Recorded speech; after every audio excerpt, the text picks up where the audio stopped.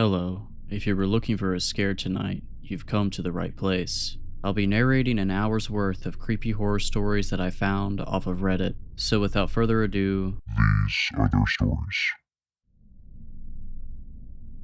I saw the job listing 2 weeks ago. Wanted, night guard at West Market in Redacted, Pennsylvania. 12 a.m. to 6 a.m. shift, $21 per hour. The whole thing struck me as odd right off the bat. What kind of grocery store needed a security guard while it was closed? Was the crime really that bad? But I needed the money, badly. And 2 days later, after a phone interview with a man named Clive, I showed up for my first shift. As soon as I pulled up, I sort of understood why they needed a night guard. The grocery store sat at the edge of a rundown strip mall. Large signs reading "Space for Rent" hung in the store windows, but judging by the dusty glass and flickering street lamps, no one had taken them up on the offer in years. I parked near the front door, and as I approached the building, I saw a woman hurrying away from the store. "You must be Aaron," she said breathlessly. "The night guard?" "That's me. Clive left you some instructions." I put them on the conveyor belt at Register 1. She gave me a polite nod and then stepped around me, heading for the only other car in the parking lot. "Oh, thanks. Be friendly." My inner voice scolded, "She's your new co-worker." I turned around. "Hey, what's your name?"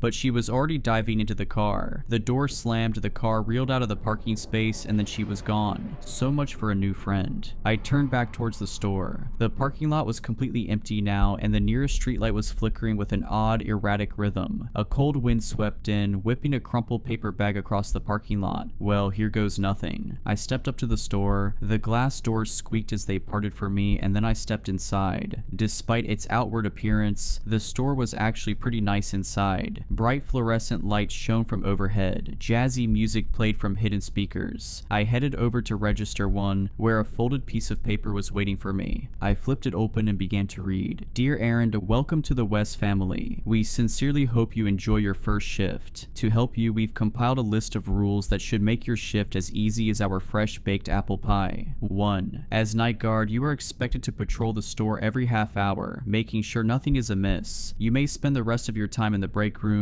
at the back of the store, monitoring the security camera feeds. 2. Do not go down aisle 7. Do not look down aisle 7. 3. If you hear a knocking sound coming from within the freezers in the frozen food aisle, ignore it. 4. If you see a shopping cart that hasn't been put away, please return it to the shopping carts at the front of the store immediately. 5. Do not be alarmed if you find a pool of blood in the meat aisle. Sometimes our meat packages leak. Simply head to the storage closet, get the mop and bucket, and clean it up. However, do not step in the puddle or touch it in any way. 6. If you see a woman in the store, immediately go to the break room and stay there until she leaves. Do not call the police or report a break-in. Do not make eye contact with her. 7. The music we play throughout the store is a pre-recorded disc of instrumental jazz. If the music ever stops, immediately go to the break room and stay there until it resumes. And 8. Do not, under any circumstances, end your shift early. Thank you so much, and again, I hope you enjoy your shift. Clive. I stared at the rules, rereading them slowly. They were so weird. A woman in the store, avoid aisle 7. I'd never been given instructions like this, even when I worked as a bouncer at a nightclub in a bad part of town. Maybe it was a test. They wanted to see how well I could follow instructions, no matter how absurd they were. I looked up at the security camera, staring down at me from the corner. Okay, challenge accepted. I glanced at my phone, 12:06. Might as well get my first patrol out of the way now, before getting settled in. It was odd walking through the store when it was so empty and quiet. All the breads and muffins had been stored away somewhere. White, opaque plastic had been pulled down over the vegetable display to keep the cold in. When I got to the end, I made a right into the meat section. Sheets of plastic had been pulled over the meat coolers too. I saw flashes of red through the gaps, of massive ribeye and sirloin steaks, big slabs of meat with the bone still intact. I averted my eyes. While I wasn't a vegetarian, I never really liked the sight of raw meat. I turned instead to the aisles. Aisle 3, pasta and sauces, all lined up on the shelves, glinting in the fluorescent light. Aisle 4, cookies and snacks. Aisle 5, aisle 6. Oh right, I wasn't supposed to look at aisle 7. I forced myself to look down at the floor. Yeah, it was stupid, but they told me not to look. In the off chance they were going to check the CCTV footage later to grade my performance, I was going to follow every rule. I continued further into the store. A few minutes minutes later, I found the break room, a nondescript brown door with a little square window cut into it. I took note of its location for later. As soon as I was done with this patrol, I was going to break out my laptop and finish watching Friday the 13th 4. And then I was at the west end of the store, the frozen section. I turned down the aisle, heading back towards the front. That's when I saw it. A shopping cart parked askew in the middle of the aisle. I huffed. Of all the rules, this was the one that annoyed me the most. I was hired to be a security guard, not a cleanup crew. Wasn't it the employee's job to put all the carts away at closing time? Sign. I began pushing it towards the front of the store. The wheels rolled smoothly underneath me. The jazz music played softly in my ears. I turned the corner and walked past the cash registers, heading towards the front door. That's when I heard it. A soft sound, barely audible over the jazz music. I stopped, straining my ears to listen. Several seconds of silence went by, and then I heard it again. It sounded like someone crying. The hairs on my neck stood on end. There's no one in here. The door's been locked the whole time. Unless a customer had accidentally stayed past closing time. Maybe that employee, the woman I'd run into in the parking lot, didn't notice them, and locked up before they could get out. "Who's there?" I called out, a wailing sob in response. My heart plummeted. It sounded like a woman or possibly even a child. "I'm coming," I called, breaking into a run. "Where are you?" They didn't reply. They just kept sobbing. I frantically continued in the direction of the sound, calling out to them, telling them everything would be okay. But then I stopped dead. The sound, it was coming from aisle 7. Do not go down aisle 7. Do not look down aisle 7. The rules had been very clear about that. I stopped just short of the aisle, next to an end cap display of mayonnaise, and carefully positioned myself so I was hidden. "I'm going to help you," I called out. "Can you tell me what happened?" They finally spoke, but they didn't answer my question. Help me," the voice cried through more sobs. "But please." I wanted to step into the aisle. My foot was already halfway off the floor, ready to run in there and comfort them. But something stopped me. A gut instinct, a little alarm bell going off in my head. Because out of all the aisles, what were the chances this person would be in aisle 7? And besides, they were safe. They were in an empty store with me. It's not like they were in a dark alleyway in the middle of the night. "Come out of the aisle," I called, my voice shaking a little. "Then I'll be able to help you." "Please," the voice replied. "Help me. This is stupid. Clearly some person got stuck in here after closing time, and they're scared. Just go into the aisle and help them get home." But there was another part of my brain, the instinctual lizard brain part, and it was screaming at me to not move a muscle. "Do you need me to call someone?" I tried. "Your parents or family, the police?" Help me," the voice pleaded again. The "help me," it sounded the same each time they said it. A little stutter at the beginning, an emphasis on me. It almost sounded like a recording or some AI generated thing looping over and over. It didn't sound natural. "Come out of the aisle," I shouted. "Come out and I'll help you." The sobs got louder, faster, hysterical. "Help me," the voice pleaded again in a desperate tone that made my stomach twist. I stood there, pressed against the mayonnaise display. Listening to them sob was making my stomach flip-flop, even if it did sound slightly unnatural. I could call the police, I thought. They'd know what to do. Except I'd left my cell phone with my backpack at cash register 1, and getting it would mean crossing aisle 7. The rules didn't say anything about walking past aisle 7. They just said I shouldn't go down it or look down it, and I couldn't just stand here and do nothing. What if it really was someone who needed help? A child who'd sprained their ankle and couldn't get up?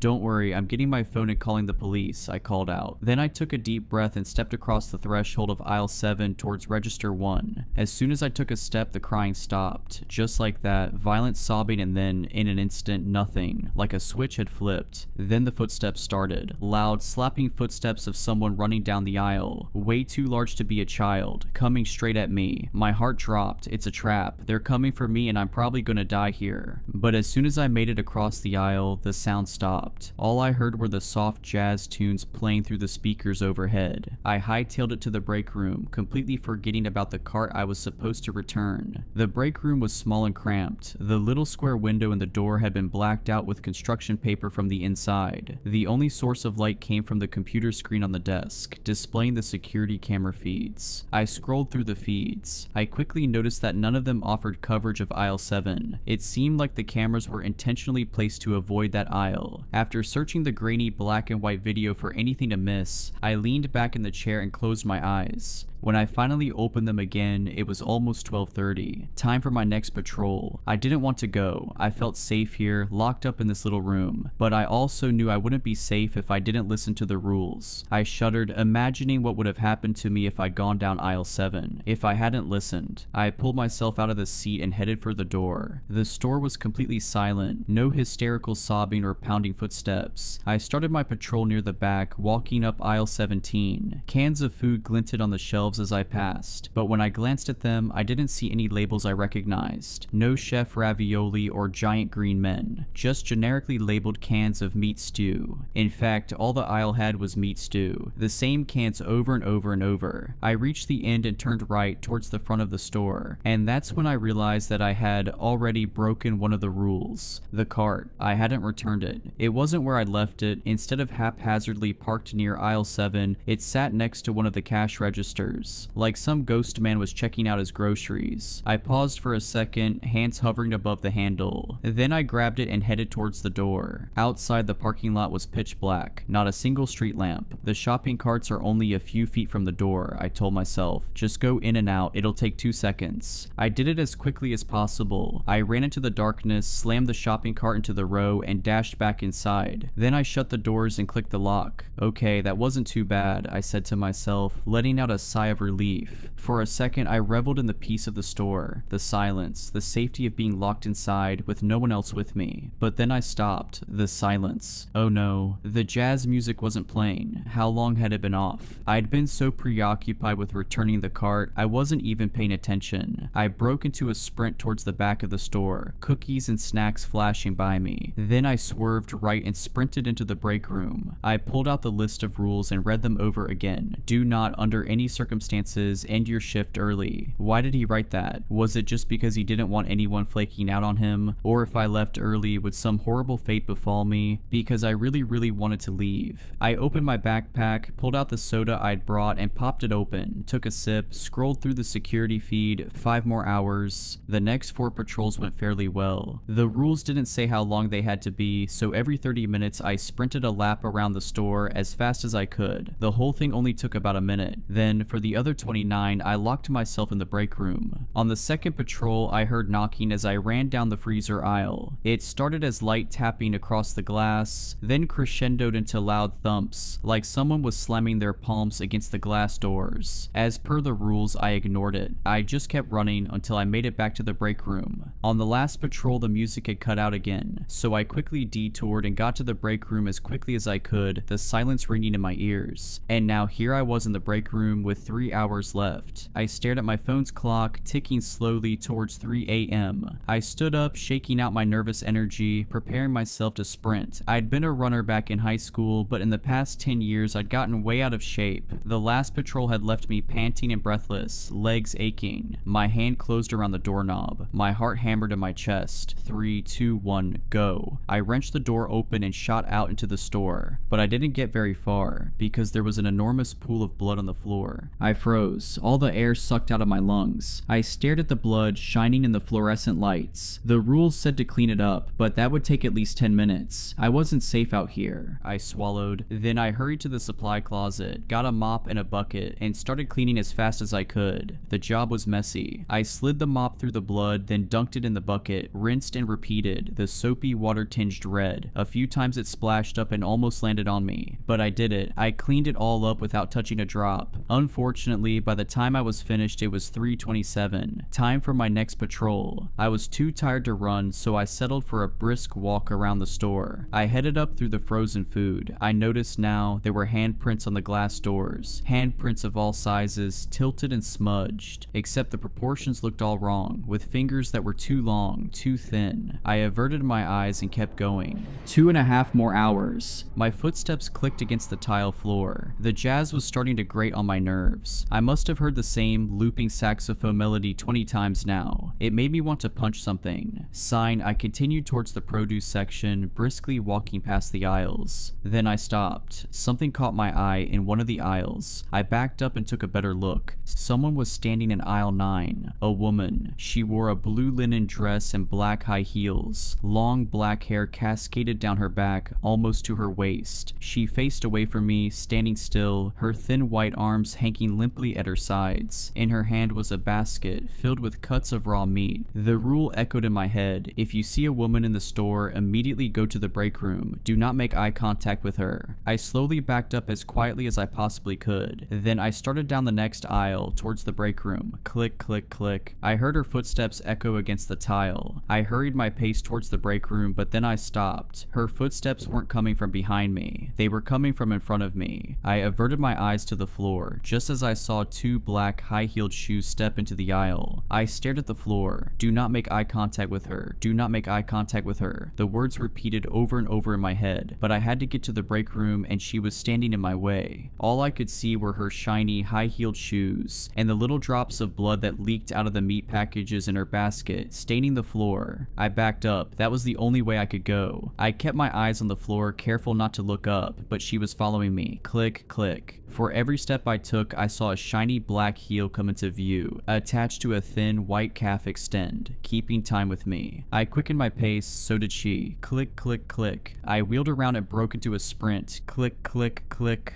I ran down an aisle at random and sprinted towards the break room, but then halfway down the aisle I stopped. A shopping cart was parked across the middle of the aisle, blocking my way. Not just one cart, several of them, stacked up in a teetering tower that was nearly as tall as the aisles themselves. I was trapped. I backed away, my heart pounding. Click. Slow, methodical footsteps, coming towards me slowly like a cat stalking its prey. I took my chances. I turned around, sprinted back out into the open, and stepped into the next aisle. Oh no, I knew it instantly. A tattered lump of gray clothing and sickly pale blue skin sat on the floor. The person, the creature, the thing folded in on itself in a pose reminiscent of a crying child, but it obviously wasn't anything resembling a human with its strange lumps and appendages and complete lack of head. I'd stepped into aisle 7. I immediately reversed direction, but not before the thing unfolded itself and began to move towards me. I whipped around and screaming sprinted down the next aisle. Miraculously, I made it to the end in one piece. I veered sharply left towards the break room. Almost there, almost there. My hand hit the doorknob. I wrenched it open and dove inside. Then I collapsed in the chair, panting. I sucked in a breath, staring at the locked door. Am I really safe in here? Technically, the rules never said I would be safe. Maybe staying in here only decreased my chance of death. I turned my attention to the security camera feed on the monitor. It showed the middle of the store, and from what I could see, the aisles were empty. No trace of the woman. I switched to the next feed. The produce section, empty. I switched to the next one. I jumped. She was standing right there, in front of the break room door. She stood so still the image could have been a photograph, except for the blood slowly dripping from the meat in her basket. I swallowed and glanced away from the monitor, at the door. My heart slammed into my ribs when I saw her shadow under the door. Go away, please go away, I pleaded in my mind. The shadow of her head in the window tilted, as if contemplating her next move. Now I knew why the window had been covered. I forced my eyes away and looked back at the screen. She was still standing there, except there was something different about the way she was standing. I squinted at the grainy black and white image, trying to figure out what was going on. When my eyes finally fell on her heels, I realized. They were facing forward, but I was still looking at the back of her head, at the long black hair cascading to her waist. Either her hair was hanging over her face, or she'd turned her head all the way around. It must have been 20 minutes before she began to walk away from the door. I couldn't tell if it was just the low frame rate of these crummy cameras, but her movements looked jerky, her body lurching with each step. It made me sick to watch. When she disappeared from the screen, I let out a breath of relief. My hands and legs were shaking, weak. Okay, think. The rules said to wait until she left. All I had to do was watch the feed by the front door. As soon as I saw her leave the store, I'd be safe. After a few minutes of sitting there, waiting for my heart rate to return to normal, I forced my fingers back to the keyboard. I pressed the arrow key to move to the next feed, then the next and the next, looking for the camera at the front of the store. Number, her face. Her face filled the entire screen. Her eyes filled me with horror. They were pure white, no pupils, no irises, just pure white eyes threaded with spidery veins. I screamed and jumped back. Then I shut my eyes. The rules said don't make eye contact. Did that count? Through the screen, I let out a terrified shuddering wail and covered my face with my hands. My entire entire body shaking. When I finally took a peek through my fingers, I saw her, rapidly scaling down the wall, away from the camera on the ceiling like some kind of spider. Then she pushed through the glass doors and disappeared into the night. She left. I was safe. Or as safe as I could be in this cursed grocery store. I glanced at the clock. 3:58 a.m. Time to patrol. I really didn't want to, but I forced myself to swing the door open and run as fast as I could through the store. I saw shopping carts stacked in teetering towers, heard hands pounding against the freezer doors, saw little spots of blood on the shiny tile from the woman as she'd stalked me, and then a minute later I was done. I locked myself in the break room and for the first time in years began to sob. The remaining patrols went by without incident, though I did hear more sobbing from aisle 7 and more banking from the freezers. And then the hour had come, 6 a.m.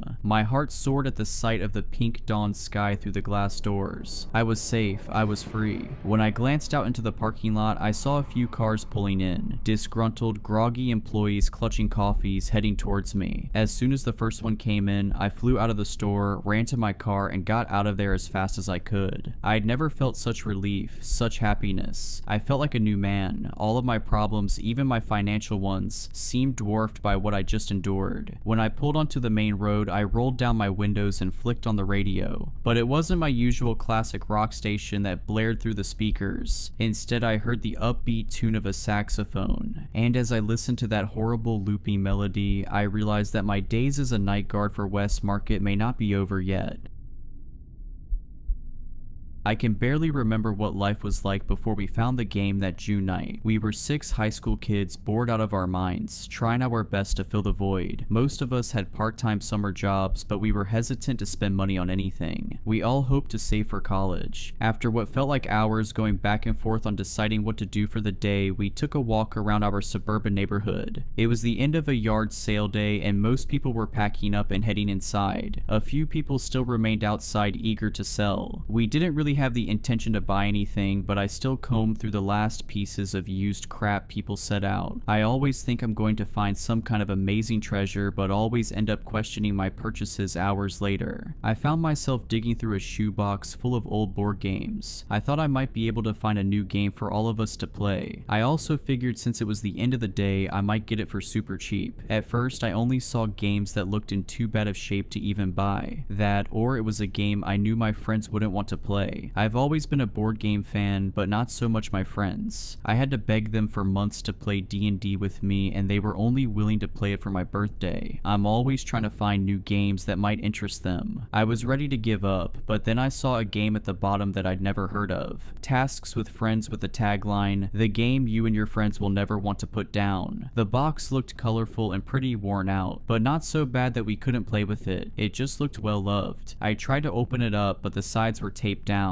I mean, it makes sense. You don't want all the pieces to come flying out after all. I didn't see a price tag or sign for the price, so I found the owner and asked her, "Excuse me, how much are you charging for the game?" I said eagerly to the woman while admiring the bright colored box that lacked any company branding or trademarking. "Oh, that old thing. I don't know. Do you have $1 on you?" the woman said as she put the yard sale leftovers into one big box. As she told me the price, I perked up and started to dig through my purse. She either got annoyed with me taking too long or just wanted to be nice and told me to just take it. She immediately started to back up her box again. "So, is the game any fun?" I said to her awkwardly. "I actually never played it. My friend Jen gave it to me a few years back because her kids got obsessed over it or something, so she just wanted to get rid of it. She thought my family would enjoy it, but we just never got around to playing it," she said with her back facing me. I kindly thanked her and called for my friends to come over to see what I got. As I called for them, I could see their curiosity over what I found. That excitement was quickly lost when they saw I had a board game in my hands. They rolled their eyes knowing that I would try and get them to play it with me. "Kate, you know we don't do the board game thing," Aaron said to me annoyed. "Come on guys, you've all been going on and on all day about how bored you are. At least try. This game looks really fun. I actually haven't played this one before, so we can all learn together," I said as I saw their faces start to grow curious again. again. James came up to me and gestured at the box in my hand. I gave it over to him, hoping that he would be convinced to play after looking at it. I knew if he was down to play, everyone else would be too. As he held the box, I could see the expression on his face change from doubt to excitement. "This game looks like fun, let's go play," he said with a giddy tone I'd never heard him use. He started to jog in the direction of his house with me close behind and the rest of our friends slowly walking behind me, looking confused as to why James was so excited to play a board game when he was normally the person most against them. We all made it back to James's house. We walked in and were greeted by his mom, confused as to what made her emotionless son so excited. As we stood in the entryway not sure what to say, we heard him calling us from the basement. We ran down the steps to see the game fully set up on the floor and ready to play. He was sitting on a pillow reading the instructions with intense concentration. "James, are we actually playing this game?" Bree whined. "Yes we are, I promise. If you just sit down and start to play, you will have fun. I had a chance to learn the rules while you guys got here," James insisted as he shuffled a pile of cards one last time. After a few minutes of back and forth, everyone was sitting down and ready to play. James explained the rules of the game directly from the intrusion manual. Each player starts with their token at the start of the board. Players will take turns drawing a card from the top of the deck. Each card will have a task. If that task is completed, you may move the number of spaces that are specified on the card. Once you see the card, it will say secret or public at the top. If it's a secret card, do not read it out loud. This task must be completed without anyone noticing or questioning the action on the card. For example, hold someone's hand, sing a song, insult someone, etc. Just complete the task without anyone calling you out. If a player does something you believe to be a secret task, say out loud "deceiver." If the player was caught, they will show their card and fail their task. Do not move any pieces. If the person who calls out "deceiver" wrongly accuses the player, then they must move back one space. The accused player will keep that card and continue to try and complete the task. Once you have successfully completed a secret task, you may announce "task complete" and move your token forward as many spaces as specified on your task card. If you pull a public card, you must read it out loud. These cards will include things like saying the alphabet backwards, don't say or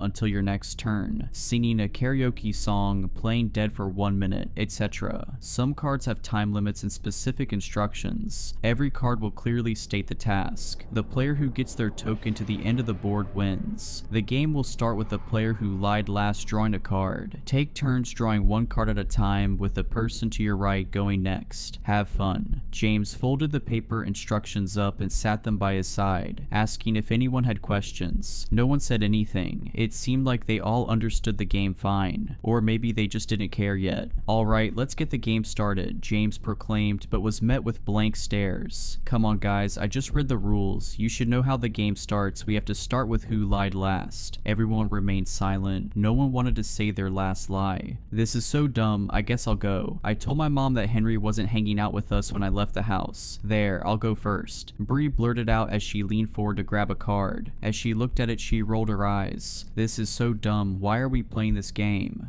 "Come on, Bree, it can't be that bad. Can you read it out loud?" Henry said, sensing that the card was embarrassing. "Ugh, public card. Pretend to be a cow for 3 minutes." She threw the card down and looked at Henry, who was to her right, expecting her turn to just be over and not wanting to even try. The rest of the group started to laugh and encourage her, chanting her name and begging her to do it. After about a minute, she gave in and got down on her hands and knees. When she first started, she was annoyed, staring daggers at Henry. As her time ran down, I could see in her face her feelings towards the game change. When the timer went off, she didn't stop for a few seconds. She kept going because she was laughing so hard. "That was so fun. Someone move my token up one space. Henry, it's your turn now," Bree said with a giggle and a newfound excitement. Henry looked at her in disbelief. He was so used to her cold exterior but liked that this game made it melt away. Henry picked up his card. He motioned, zipping his lips shut, and shook his head. Me, Bree, and James all squealed in excitement, with the rest of the group looking lost, not understanding what they missed that got us so excited. Since Henry had a secret card, it was AJ's turn. turn. She was chuckling along but clearly just doing it because she didn't want to look dumb for asking us what was so funny. She pulled her card and read it out loud.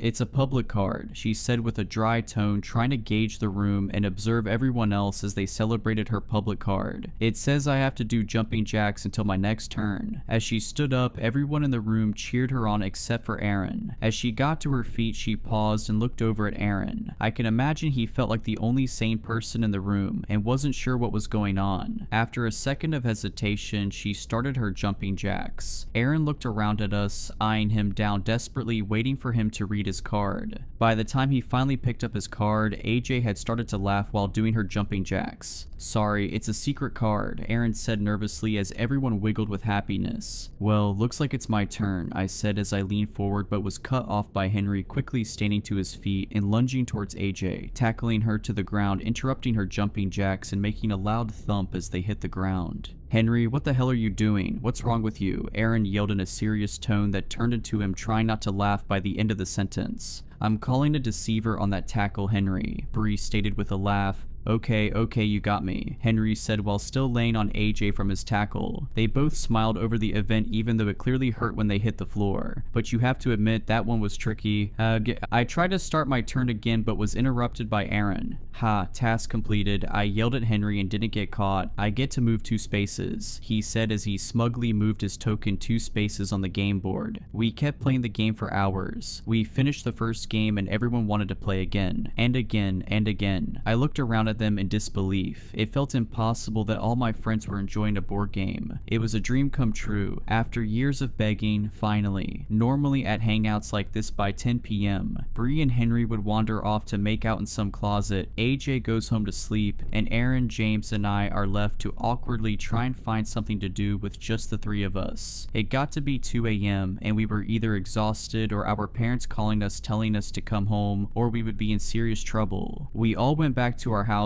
but all had a hard time going to sleep. We stayed up until 5 a.m. for some of us, just talking about the game over text, strategies when we could play again, funny things that happened that night. We couldn't get enough. The games we played started out pretty simple. No tasks got too wild, and while we really loved to play, it wasn't like it was taking over our whole lives. Not yet at least. Because we played the game at James's house the first time, we ended up just keeping it there. Even though the game was technically mine, we always hung out at his place so it just made sense. It was around 10 a.m. the next day when our group chat started to blow up with everyone asking when we could get together that day. Now, because it was summertime and we were all teenagers, we either had work in the mornings or most of us slept until noon. But not me. I was always up early waiting for my friends to get up so I had something to do, or trying to make some money as a dog walker. That being said, I was shocked when I saw that everyone was up and everyone claimed to not have work. James didn't have a job at that point, so of course he was free, but everyone else was too. That did not happen often. We all met up at James's place at around 11 a.m. that same day. Everyone eager to play. We must have played 10 games that day. The games consisted of us doing accents, being banned from saying certain words, backflips, and so on. Nothing too weird. We realized after a few games that we never got a repeating card. Not one time. This was strange because there were probably 200 cards in the deck, but even with us playing a dozen games, every card was new. I knew I had a couple of dogs to walk that evening, but texted the owners to cancel. No way was I going to leave while all my friends were enjoying a board game this much. I knew AJ said something about her having a shift at 4 p.m., but when the time got close, she went to the other side of the room and called out of work. She didn't even mention it to us or talk about it. She just stood up, walked to the corner, talked to her manager, and came back. No one thought anything of it. After a few minutes, she loudly proclaimed, "Task completed," moving her token up 3 spaces. We looked around confused at what task she had, and the card said, "Call out sick to work." We were surprised by this card, to say the least. It was the first time a card had to do with something outside of the players. Everyone else in the group canceled any plans they had for the rest of the day, although AJ was the only person who completed a task for it. It was around 11 p.m., which made it a full 12 hours of the game. Bree pointed out that we forgot to eat any food all day. After thinking about it, I realized that I hardly hardly drank any water, and went to the bathroom like one time all day. Things started to get out of hand that night. AJ pulled a card that said to go into a closet with the player to her left and kiss them for 5 minutes. Of course, that player was Henry. Bree was not happy, but she knew how serious everyone was about the game. She told him she wasn't okay with it, but he insisted that it was just a game and it wouldn't mean anything. It was worth 4 points for both people who would go into the closet. AJ and Henry stood up and went to find a suitable space, all while Bree freaked out and said she would end things with Henry if he went through with it. It was never completely clear what Henry and Bree were. They don't like to use boyfriend and girlfriend, but everyone knew they were a thing. Aaron tried to call it off, saying this wouldn't be worth it and to just stop, but it was like they didn't even hesitate. Bree sat on the carpet and started to cry as the timer on her phone counted down an agonizing 5 minutes. I thought I would either hear kissing or nothing at all, but instead I heard talking. It started as soft whispers, then crying and yelling. They stayed in for about 2 minutes, then came tumbling out. "That's it, Henry, I can't believe you would do that for a game. We are over," Bree said with a red wet face. Henry came and silently sat down with AJ. AJ was now beet red as well. Despite 3 of my friends just going through something I couldn't wrap my head around, they all looked at James calmly and nodded for him to pull his card. No one had moved any tokens forward, so it was clear they failed their task of kissing in the closet. James hesitantly leaned in for a card and read it to himself as we were bombarded by Bree, AJ, and Henry all saying, "Task completed," and then shot confused faces at each other. They all threw down their cards and moved their tokens forward. Bree's card said break up with Henry. Henry's card said make AJ cry, and AJ's card said tell Henry you love him. All those cards were worth way more than the stupid kissing card, so the kissing task was ignored and they all individually completed their hour tasks without ever communicating it with each other. They all saw opportunities to complete a task worth more points and they took it. After this moment, it was like nothing even happened. The girls stopped crying and started laughing and saying how impressive the completion of the tasks were. "Wait guys, something is wrong here. Do you not see it?" Aaron said with concern, trying to take a break from the game. "Oh, stop. You are just jealous you didn't get to move 6 spaces," Bree said with arrogance. "No, I'm not talking about that. Does no one find it weird that the cards are using our names now? Not only that, but the cards are somehow interacting with other cards to almost try and make bad things happen," James blurted. As he said that, it was like we all froze in our spots, all looking at each other, realizing how hungry and tired we were, looking around at the room, seeing how big of a mess we made. Bree grabbing Henry's hand with a look of sadness and coming to grips with how they hurt each other for a game. I looked down at my arm and was reminded of the crud things I had drawn on my arm with Sharpies in order to move 1 space in an earlier game. I saw Aaron's jeans that were now cut into shorts with some kid scissors. I looked at James's legs and saw his one shaved leg lying crossed over the untouched hairy one. I looked at AJ and saw she had a huge purple bruise on her arm. At that moment, I remembered feeling like an addict trying to get off drugs. I knew this game was hurting us. I wanted to stop but felt like I couldn't. I could see the same feeling in all my friends' eyes too. The urge to say one more game, just one more time, just to feel the high of this dumb game again. I think we need to take a break from this game, guys. It's getting kinda weird and out of hand, I murmured with the strength that I somehow mustered up. It was like telling an alcoholic you were taking away their beer. They all looked horrified at the idea of not playing the game for even a moment. Just then, James's mom came downstairs and was horrified at what she was looking at. 6 disheveled teenagers all sitting in a circle looking like they had all just been through a war. Not only that, but her whole basement was a mess.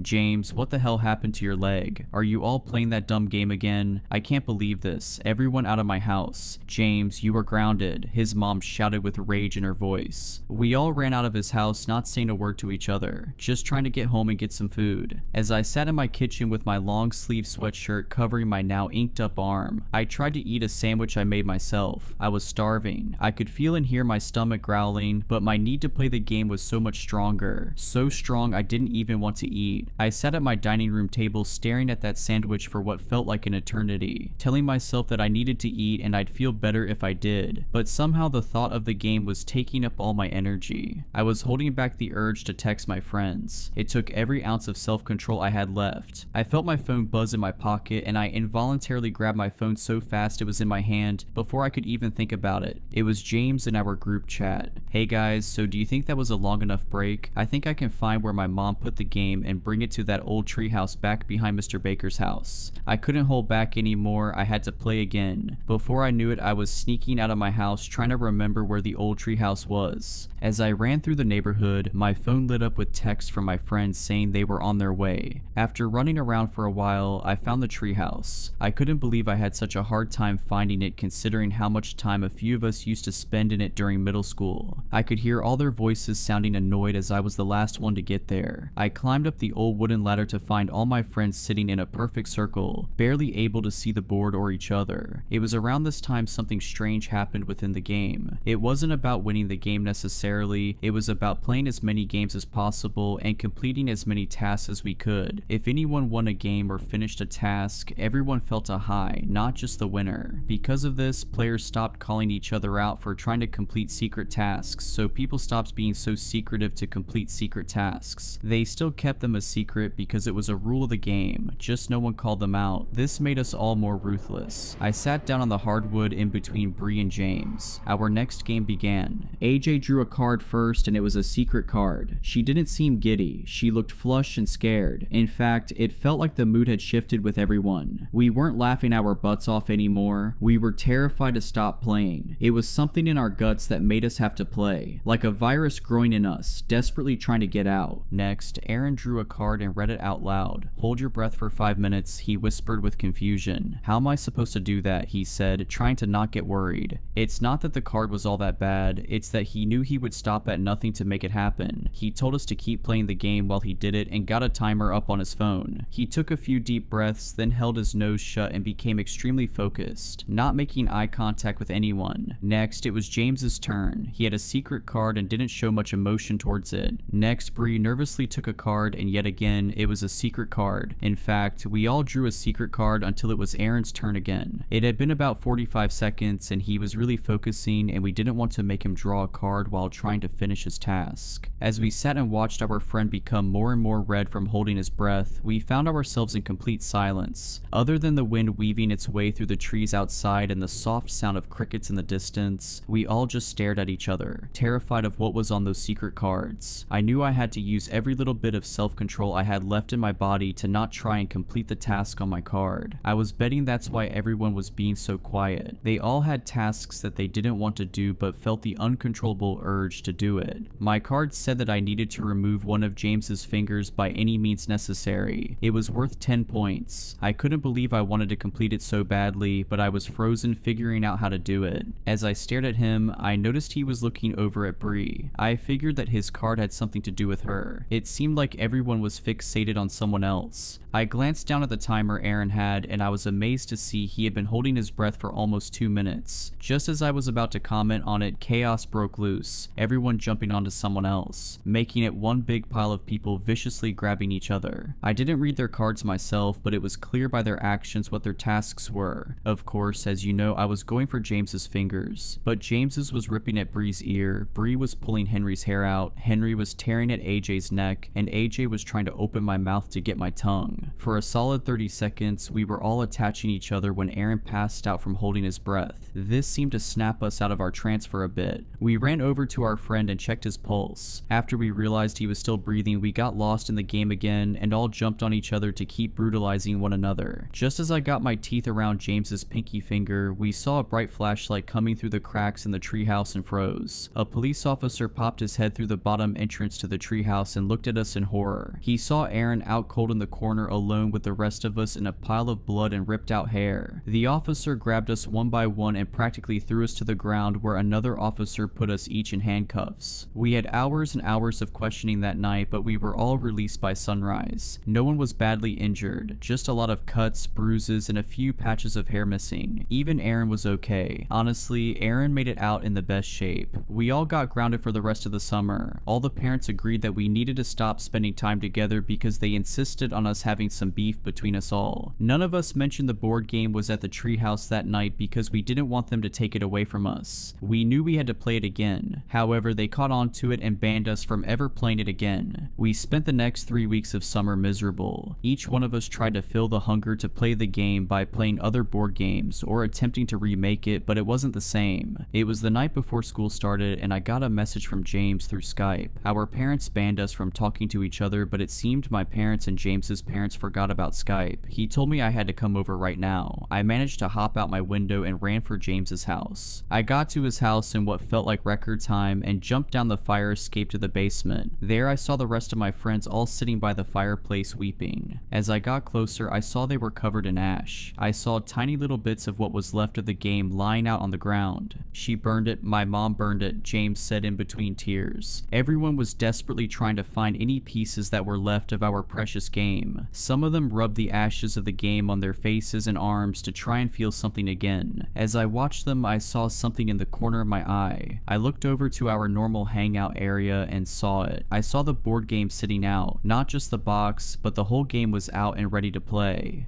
Are you sure that your mom burnt it, James? I said as my eyes got glazed over looking at the beautiful board game sitting out for us to enjoy. Yes, I'm sure. She did it right in front of me, so I'd stop looking for it. Just as James finished his sentence, he looked at me and then at my eyeline. He saw the game. The next week of our lives was a whirlwind. After James's mom burned the game and it reappeared, we all ran away with the game. We stole a car from AJ's mom after we got a task card for it and left town. We would play the game in the car, in random fast food restaurants, and sometimes in parks. It's all we did all day. We would fall asleep playing the game and only manage to eat maybe a bag of chips or something small during the day. We kept moving because we didn't want to be found. In that week, we all managed to lose our jobs and all missed the first week of our senior year of high school, all because we were addicted to a board game. I still remember the last game we ever played. It was a late Sunday night. We were actually in our town sitting in an old barn near the treehouse we sat in before, all because the board game told us to. Up to that point, we were hanging out far away from home. We didn't want to be so close. We knew we could be found easily by our families and the authorities if we were too close, but we had no choice. We were slaves to the game. At this point, we were in bad shape. With every new game started, we broke down a little bit more. We surrounded the board with tired eyes and growling stomachs, missing teeth and bruised bodies, concussed heads and broken toes. Please, we have to stop. I can't do it anymore. I want to go home, Bree said as we were about to start our next game. I can't imagine not playing this game. It's all I ever want to do. I think I might die if I couldn't play it. I know the game hurts us, but it would hurt so much more if we stopped playing it, Henry said with a gravelly voice. Guys, why are we talking? We have to play again, Aaron said while trying not to cough. I know we have to. I've never hated something and loved something so much in my whole life, Bree remarked. We started the game with shaky hands, moving slowly and holding our breath whenever someone looked at their card. J went first. She reached down and picked a card, cringing to herself after reading it in her head. Next was Bree. She rolled her eyes and she read off the words. Public card, waterboard the player to your right for 5 minutes. Both players move 8 spaces, Bree timidly said as she glanced at James sitting next to her. I can't say we really knew how to waterboard someone, but we laid him on his back with his legs elevated and dripped water over him. We let him take a card for his turn before Bree started the waterboarding, so we didn't have to wait for 5 minutes for them to be done. His card was a secret card. We continued the game with the awful background sounds of gagging and choking. Next, it was Aaron's turn. He read his card and winced. He closed his eyes tight and opened them again, as if he was hoping he was in a dream. As he opened his eyes, he slowly looked at all of us, making eye contact with each one of us. Just then, James was done being waterboarded and he and Bree came to join us. I was so glad they were done, not just because I was sick of the sounds, but because it meant they got to move 8 spaces. Aaron stood to his feet slowly. I prepared myself because I figured he was about to hurt us. In an instant, he ran out of the barn and into our stolen car. We all looked around confused as to where we went, but kept playing the game as he drove off.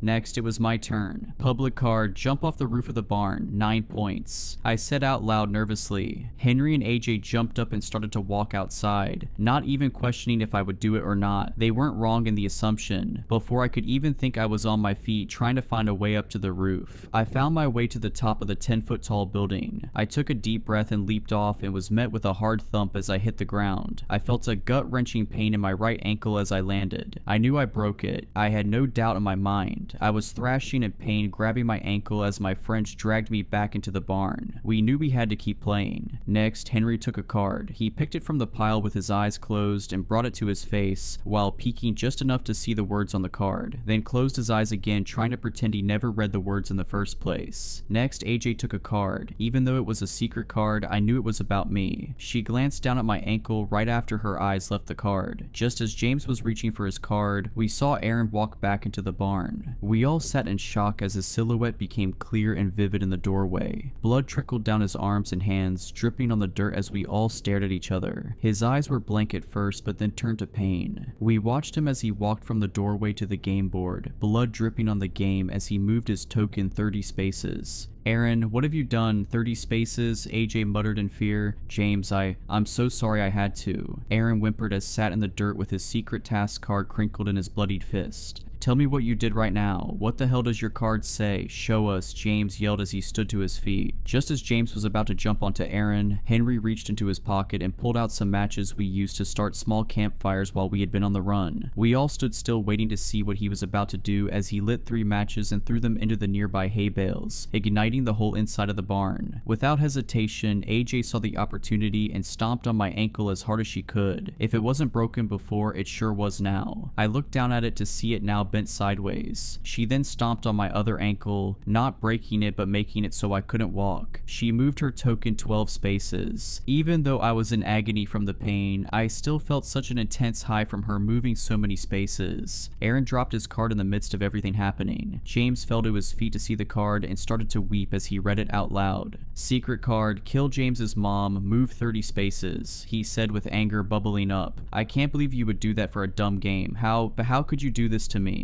I couldn't control myself. Come on, you know what I mean. I couldn't control myself. Don't do anything you will regret. Aaron said cautiously. Oh, I think it's a little too late for not doing things we regret, James said as he jumped onto Aaron, choking him with all his strength. It seemed at that moment he was able to break free from the control of the game. He wasn't feeling the high of someone else completing a task. He just felt hate, red hot hate. I was overwhelmed to say the least. The barn was in flames. James was trying to kill Aaron, and to make matters worse, AJ out of nowhere jumped up and dug a pocket knife into Bree's stomach. Now Bree and AJ were in a fighting match too. Henry and I sat across from each other in disbelief at our surroundings. He looked at me with death in his eyes as he reached for a card. It wasn't even his turn, but I don't think he cared anymore. He knew the others would be occupied for a while. The fire was getting bad. I knew I had to get out of that barn as soon as I could. Because of the damage done to my ankles, I couldn't walk, so I dragged my body out of the barn, taking the game with me. I made it a few feet and looked back to see Henry not moving. He set his card down on the board before I started to drag it with me, and I read it as I continued to crawl. Secret card, let the fire overtake you. Move your token to the finish line and win the game. I was able to get out of the barn with the board game in hand. I sat and watched as the flames overtook Henry. He didn't even flinch when he caught on fire. As I saw it happen, I moved his token to the end space so he could win the game. I felt an intense high overtake my body as the game was complete. Only a few moments after Henry caught fire, the whole barn came down, with all my friends in it. I looked at the burning barn and then back down at the game. I'm ashamed to say that my biggest worry was not knowing who I play with now. I hate myself for thinking that, but that's how all the game is. I tried to start a new game by myself and drew a card, but that's when I saw the sirens of police cars and fire trucks pull up next to me. I was immediately surrounded by people trying to give me medical attention, taking me away from my game. I scratched and threw my body around like a toddler not getting their way. I remember them giving me some kind of sedative and waking up in the hospital. I was the only person to make it out alive that night. All I could say to the doctors and my parents was that I needed the game, that I had to play the game. It was the only meaning to life. It was the only reason I had to live. My parents got me a great lawyer, and I got out of everything by pleading insanity. Our families all knew the right people and had the right money to ensure the word never got out about the deaths. They even managed to make the death of James's mom disappear. When they told me my friends were all dead, I didn't have much of a reaction. I just kept asking where the game was. When they eventually told me the game was was gone and never coming back, that's when I lost it. They had to put me into restraints because I kept hurting the hospital staff from my meltdowns. I started to threaten the staff and told them all the horrible things that would happen to them if they didn't get that game back to me. I eventually ended up in a psychiatric hospital. I yelled and screamed so much that I never had my voice. I hardly ever slept because all I thought about was the game and how I craved to play it again. My skin was red and torn up from my insistent picking due to the withdrawals. After months I felt numb. Maybe from all the drugs they pumped me up with, or perhaps I was so used to the withdrawals I didn't feel it as much. It still felt like I had an uncontrollable urge inside my bones, but I was able to hide it. They then sent me home after a while. I knew I had to mask my emotions for the game, pretend I didn't care anymore, even if it killed me inside to say it out loud. I walked into my bedroom and I felt like I was being treated like a baby. My old bed frame was gone and it was just the mattress on the floor. All my sharp shelves were taken down, along with anything else I could possibly hurt myself with. I rolled my eyes but knew my parents had to make these changes for me to even come home. I sat on my bed and I looked around at my room, now with a doorknob that locked from the outside to keep me in, as well as bars on my windows. I searched my room desperately to find something to take up my mind. That's when I dug through my closet and I saw it. I saw that beautiful, colorful box that I came to know so well, just hiding in the back of my closet waiting to be found. I knew it came back the first time it was destroyed, but it was feeling like it was a one-time thing. But here it was, patiently waiting for me to come and play it. I ripped open the box, giving myself a paper cut in the process, and started to play the game by myself. With all that being said, I can finally say task completed and share what my first card said in that solo game. Secret card: spread the word about this game online so more people can join us. Move 20 spaces. So what do you say? Care to come join me for a game? I've lived with the voice for 11 years now. 11 years since I first heard the pained whispers drift up from the back of my mind. 11 years since the accident. I don't remember much from before the wreck. Probably about the same amount any person does from their first 7 years of life. But I do recall every detail of the day that everything changed for me. Maybe the trauma of it all seared it into my memories. My mother was driving me home from soccer practice and some of her hair was draped over the back of the headrest. I was seated behind her and when she refused to stop for ice cream, I grabbed a handful of the blonde strands and tugged hard. Distracted for a moment by the sudden pain in her scalp and turning to yell at me, she ran a red light. I'll never forget the look of terror on the young woman's face in the other car as she was about to T-bone us, nor her screaming expression turning towards the back seat just before the collision. My father was on the board of the highest rated hospital in the city, and he ensured that we received the best surgeons and the best treatment. The passengers in the other vehicle, a young mother and her son, were not so lucky. Still, it was a miracle that I survived. The impact was right behind our car's driver's door, right where I was sitting. I should have been crushed, but I did not emerge completely unscathed from the incident. My face was shredded by broken glass and twisted metal, my larynx battered to permanently alter my voice, my eyes damaged such that I was declared legally blind, though losing the majority of my sight was probably for the best, as I was unrecognizable. With extremely powerful glasses, I was able to see just enough of my reflection to recoil in horror the only time that I ever felt brave enough to look into the mirror with them on. My parents found me sobbing in the restroom and calling myself a monster that morning. A few days later, they told me that we were moving away, that they were wanting to avoid me having to return to school and the onslaught of difficult questions or cruel ridicule from the children that knew me before. Clear across the country, we went from west coast to east, leaving everything behind, including all of the photographs of me taken prior to the accident, which my mother and father explained they did as a kindness, to avoid any reminders of how I used to look. We were starting a new life, and they seemed intent on addressing the accident and my disfigurement from it as little as possible. In fact, it seemed at times that they wanted to pretend that it never happened. My mother sustained some superficial damage as well, but she became expertly adept at hiding her scars with makeup, and both of my parents refused to elaborate to anyone that inquired about my injuries other than to say we were in a car wreck, that I was a perfectly normal little boy whose physical wounds shouldn't define him, and that they would discuss it no further. Often, I appreciated their attitude as they worked fiercely to ensure that my childhood was no different than any other, but there were days that I wished they would at least be willing to talk to me about it. Like the night that I first heard the voice. 6 months after the accident, we were settled into our new home, and I wasn't quite yet adjusted to my surroundings, so it was not a surprise when I awoke in the pitch black of my room at some point in the middle of the night. Without my glasses, I wasn't able to see the numbers on the clock to tell me exactly what time it was, but the chirp of crickets outside my window and the absolute absence of light told me that it was well beyond my bedtime, and it wouldn't have much mattered if I could see the clock anyway, as I was unable to turn my head to face it. My body was frozen. No matter how much effort I exerted, I couldn't even wiggle a finger. I was petrified. My breaths came rapidly, and I tried to call out for my parents, but my vocal cords refused to vibrate, and then I heard it. "Who are you?" A childlike whisper grated through my head, a voice simultaneously familiar and completely foreign, originating from somewhere in the depths of my brain. "What?" I replied in thought, still unable to speak aloud. "You shouldn't be here." It sounded just as frightened as I was, trembling near to tears. Then, without warning, my left arm moved. Absent my command, or me willing it to do so, I felt it raise up off the bed and ball its hand into a fist. Open and closed, open and closed. The fingers curled in and out as if trying to grasp something in the air. "You shouldn't be here." The voice screamed at me, and in instinctual self-preservation, I yelled back at it in my mind, "Stop, leave me alone," willing it to go away with every ounce of strength in my tiny body, and my arm fell back to my side. Then suddenly, as quickly as it had come on, my paralysis lifted. Sweating profusely, I threw my covers off and ran for my parents' bedroom as quickly as I could. One small benefit to my new condition was that I could navigate much more easily in the dark than others. Most days I didn't even bother with my glasses as they gave me a headache, and I got very used to finding my way without the benefit of sight. The route from my room to my mother and father's was already memorized, and I was shaking them awake less than a minute after regaining my mobility. It wasn't easy for me to explain to them what had happened, as they were having to translate the hysterical words I managed to gasp out through fierce hyperventilation, but eventually they pieced together my story of the voice, and how I briefly lost control of my body. I expected that they'd be scared too, that they might even take me to the hospital, yet I was shocked when they barely reacted. It's not as if they were cold and uncaring, they did comfort me. My mother rubbed my back while my father described sleep paralysis, saying that that was very likely what I'd experienced, and they kept repeating that it was a perfectly normal thing. Even as a young child, I could tell there was something wrong with their logic. Dad noted that sleep paralysis could involve hallucinations, accounting for the voice, and a loss of motor function, accounting for me waking up frozen. However, it didn't elucidate how my arm had moved on its own, or the strange grasping motion it kept repeating. He had no answers for that, other than to tell me that I was okay, that I was safe, that the voice hadn't hurt me, and that the worst part of the experience was only the fear it induced. But he did warn me that it might happen again, and with his warning he tendered some advice. If the voice comes back and you find that you're not in control anymore, just do exactly what you did tonight, okay? Tell it to go away and that you're in charge, he said. And with no other guidance or plans on how to deal with it, when it did return again and again, that's exactly what I did. As I grew, I learned to live with it. Neither of my parents were willing to discuss it beyond that first night other than to reiterate my father's instructions, and it only infrequently impacted my existence. By the time I was 12, I had heard it on 9 different occasions, always at night, always awaking me from a deep sleep. The physical manifestations were identical each instance, complete immobility other than my phantom arm grasping at the air. But the phrases that wormed through my mind changed. Not fair, leave, your fault, stolen. However, every time it looped back around to, you shouldn't be here. And though on each intrusion I was able to fend it off by telling it to leave and that I was in control, every occurrence resulted in pure terror for me. No matter how many times my parents repeated that it was sleep paralysis and there was nothing to fear long term, I was still worried that one day it might take over for good, that one day I would become a passenger in my own body, especially considering that I didn't understand why it was happening. As I mentioned, I didn't have many memories from before the accident, but I was certain that it had never happened before then. I surmised that there must have been something about the wreck that triggered it, and it wasn't until 5 years after it happened that I first heard the term survivor's guilt. My mother was watching a daytime talk show and they were interviewing guests that had survived traumatic accidents, one of whom described something similar to what I was experiencing, a voice in their head nagging them for still being alive when others had died. Listening to their story, I found myself empathizing with them. Maybe subconsciously, I was punishing myself for causing the accident by distracting my mother. Maybe, you shouldn't be here was the voice telling me that I shouldn't be alive when it was my fault that other people weren't. But it wasn't a perfect fit for everything the voice said. What did it mean when it told me to leave or said stolen? It was more difficult to view those words the lens of survivor's guilt, yet it was the best theory I had and the one that I carried until I was 15. Until I met my best friend Carl in freshman homeroom, the first real friend that I made after the wreck. He didn't care how disfigured my face was or that I couldn't see. A bit of an outcast himself, we quickly bonded and I shared everything about myself with him, including the details of how I received my injuries, and of the whispers in my head. My father had told me explicitly that I should never speak about the voice to anyone else. Really, he told me never to speak of it at all, but especially not to mention it outside of our house. However, I trusted Carl implicitly. He told me about his struggles at home, about his mom's drinking and his dad's neglect. I didn't think it fair to hold back any details of my life from him. So it was Carl that gave me my second theory on the origins of the voice, as he didn't agree that it was a simple case of survivor's guilt. He suspected an attachment. Carl was much more into the world of the dark and creepy than I was. He suggested that the spirit of the boy that had perished in the other vehicle may have searched for the nearest living body it could find after it had been ripped from its own and crept inside. In his words, inhabitation was a much better explanation for what was happening to me than survivor's guilt, and for the first time I considered that possibly what I was hearing wasn't a manifestation from my own mind but was someone else speaking with me. It would explain why the voice hadn't aged with me over time, why every night that it returned to me it still sounded like a scared and angry child, and I had to admit that every phrase the voice had uttered made more sense when viewed from that angle. We theorized that the boy's soul didn't understand what had happened to it, that on nights when I was particularly vulnerable, fast asleep and emotionally peaceful, it could push me aside and briefly gain control of my body, that it was confused and thought I was the intruder. Leave, stolen, you shouldn't be here. But though it illuminated why the voice might be saying some of the things that it was, our hypothesis also pointed to a grim conclusion. The boy wanted me out. My fear of one day becoming a guest within my own body grew. Previously, I'd worried that it was just my own brain that would disconnect its physical control from my mental directions. But now I pondered the frightful possibility that there was a spirit trapped within me that was actively trying to take over. However, in addition to the dread, the prospect also filled me with a deep sadness. As the voice had forcefully reminded me several times, it was my fault that it was in this situation. I had distracted my mother, I had caused the accident. It would still be happily residing in its original host if not for me. I asked Carl if there was anything we could do to try and free it, surmising that sending it on would be preferable for it than forever residing in an alien world. He recommended that we try a Ouija board, thinking that we could contact the imprisoned soul and help it comprehend what had happened, thinking we might even be able to get it to leave once it realized that it did not belong in this world anymore. Yet, over the next 3 years, we made more than 50 attempts to communicate with the spirit directly, resulting in more than 50 failures. No matter the time of day, the ambiance we set, the music, the scents, the incantations, the boy would not speak to us, but he still came to me at night. 8 more visits during those 3 years, each time angrier than the last. Leave, stolen, mine. And each time he became harder to push out, each time he held control for longer. Carl was sleeping at my house during the most recent episode, and was nearly killed when he attempted to stop the possession. He had awoken to the distressed noises of me struggling for power over my faculties, and saw my arm rise from the bed, making the repetitive, squeezing motion I detailed to him. Knowing what was happening, he tried to shake me from the trance, but was unsuccessful in rattling me free. And then I witnessed my own body attack him. Throttling blows landed on Carl's chest and face. I sprang from the bed and pinned him to the floor. Hands that I couldn't stop wrapped themselves around his throat and began to crush down on his windpipe.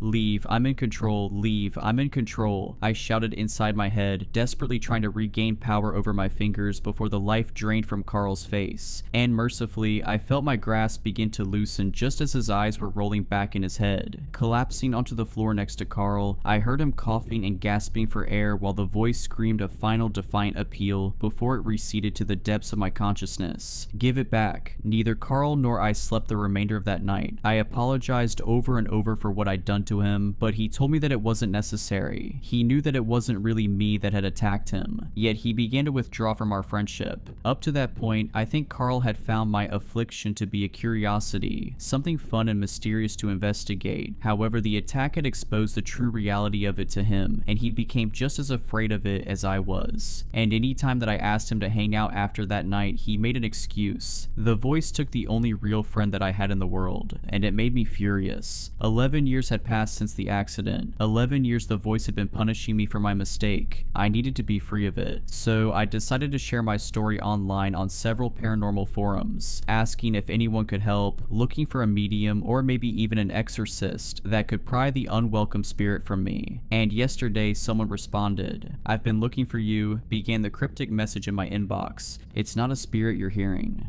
Below those words, 2 photographs were pasted, one of my parents with me before the accident and one of a young woman with 2 boys. A screaming face flashed through my mind, the young woman moments before her car impacted ours, and here she was again, smiling with her sons flanking her on either side. The older boy I didn't recognize, but the younger. The younger was familiar. I flicked between the 2 photos and realized how similar my younger self looked to her younger son. Similar age, similar hair color, similar eye color, we might pass for brothers too. But it wasn't just our similarities that bothered me. It had been over 10 years since I'd looked into a mirror with my glasses on. 10 years since I'd seen my face clearly. Or was it his face? I closed my eyes and forced the blurry image from that morning up out of the depths of my memories, and my pulse quickened when it came into focus. Beneath the heavy scarring, under the swelling and bruises, it wasn't the face of the boy with my parents reflected back at me. It was his. Shaking, I took my laptop with me to the nearest bathroom and looked at myself directly for the first time in a decade. Then, maximizing the image of the mother and her boys on the screen, I imagined what the younger would have looked like aged 18, and he stared back at me in the mirror.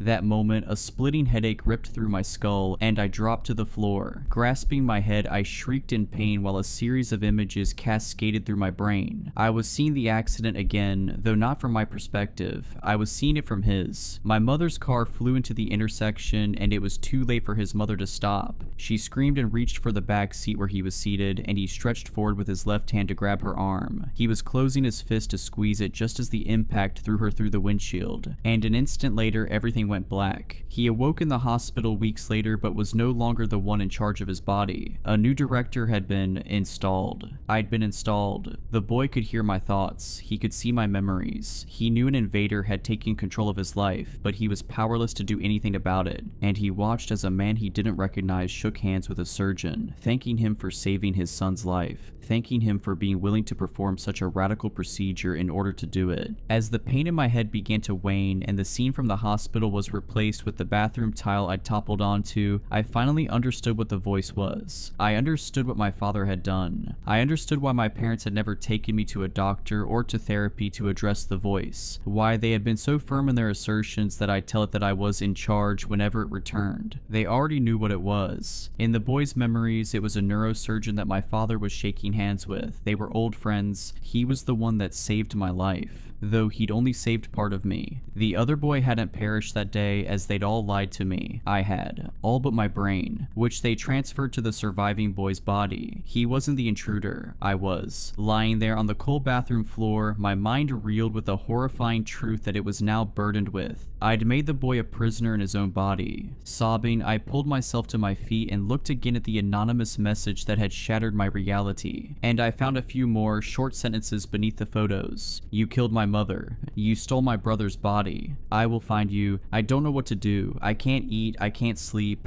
I crushed my glasses last night, never wanting to catch even a glimpse of my face again. I thought about trying to share control with my roommate, but beyond having no idea how to go about that, I'm terrified of what he'll do if I give him the reins, because now that I know for sure he's in there, now that I know the voice isn't survivor's guilt or a wayward spirit, I can feel him. He's stewing there in the back of our head, scared, furious, mutinous. He knows his brother's looking for him, and he's fighting to take over.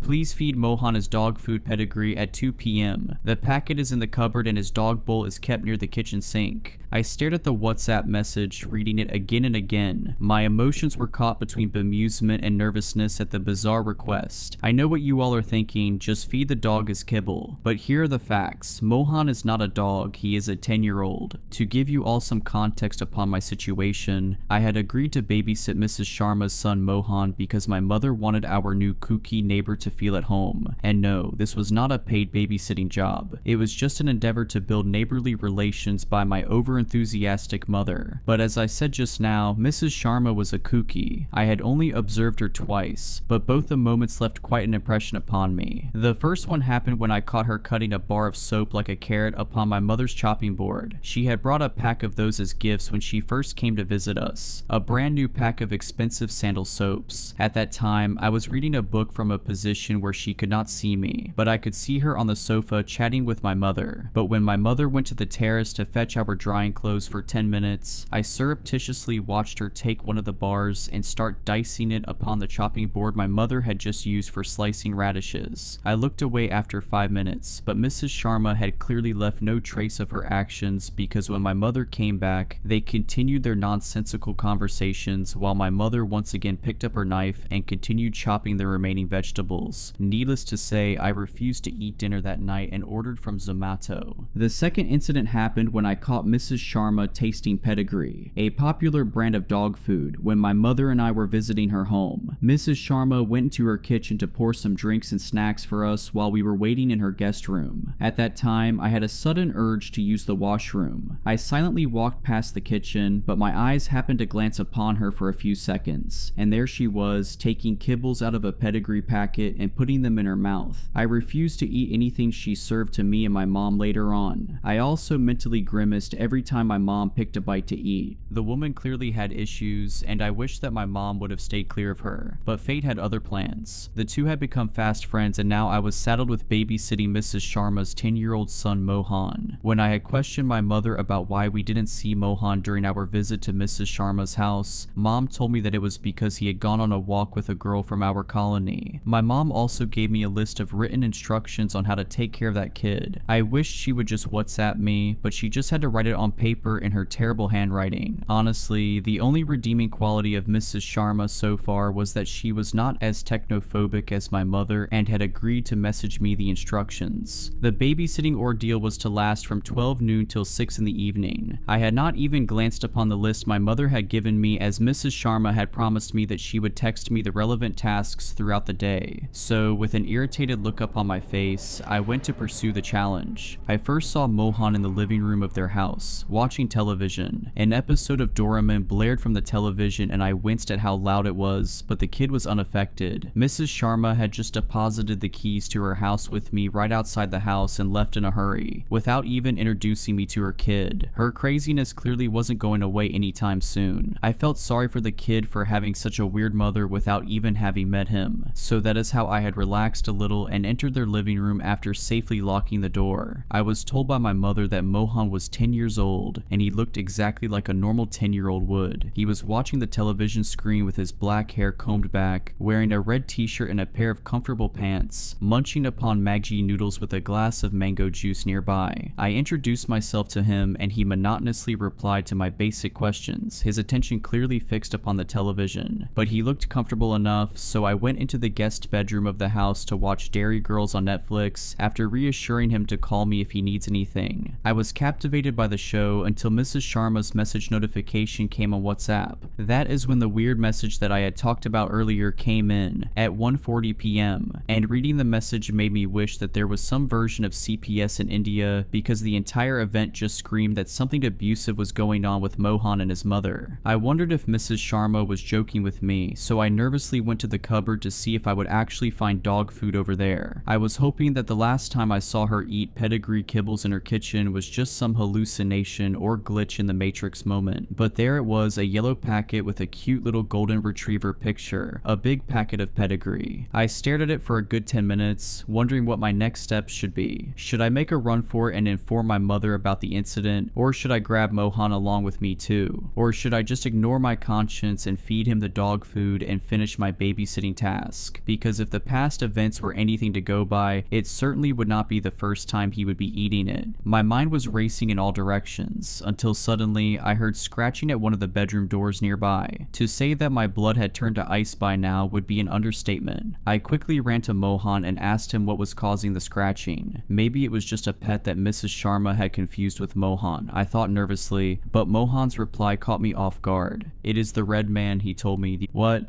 Just ignore him and don't open that door. After giving that vague answer, he went back to watching some cartoon. I was beyond scared by this point and just wanted to bolt out of the house. But one question still lingered in my mind. Does your mother feed you pedigree? I asked him cautiously. Mohan looked at me for a few seconds and nodded yes. I sucked in a breath and hurriedly told him to come with me to my house. He had clearly been abused and was under some delusion of the red man. I could not in good conscience leave the kid here with that crazy witch, so I just grabbed his arm and started dragging him with me. I frantically reassured him that we would call the police on his mother and he would be safe from her, but he quietly told me that there was no point to that. That made me pause in my tracks. I looked over my shoulder to see that he had suddenly become hunched over and was shaking with tears. That woman is not my mother. My mother was killed 2 years ago. The red man had killed her, and if you try to complain about it, it will kill you. What the hell are you talking about? I screamed at the kid, my mind spinning. It is true. It used to be just me and my mom. The real Radhika Sharma. She used to be normal. But one weird rule existed in our house. Mom had forbidden me from going to the guest room of my house, claiming that a ghost lives there, and we should be wary of him. I used to be extremely afraid of that threat because I could sometimes hear scratching sounds from behind that locked door. One night, when I went to get water, I saw her standing outside the door to that room with a very frightened look on her face. I saw it. A red hand had suddenly emerged from the door and grabbed her inside. I ran back to my room and hid under the covers the entire night. I was sobbing throughout the night and was terrified. Terrified that my mother had been killed. Terrified that the red man exists and that he would come after me. He never came out. The next day, my mother came to wake me up. I was scared but happy to see her. But that morning for breakfast, she served me the pedigree that used to feed our dog at that time. Her eccentric behavior did not end there.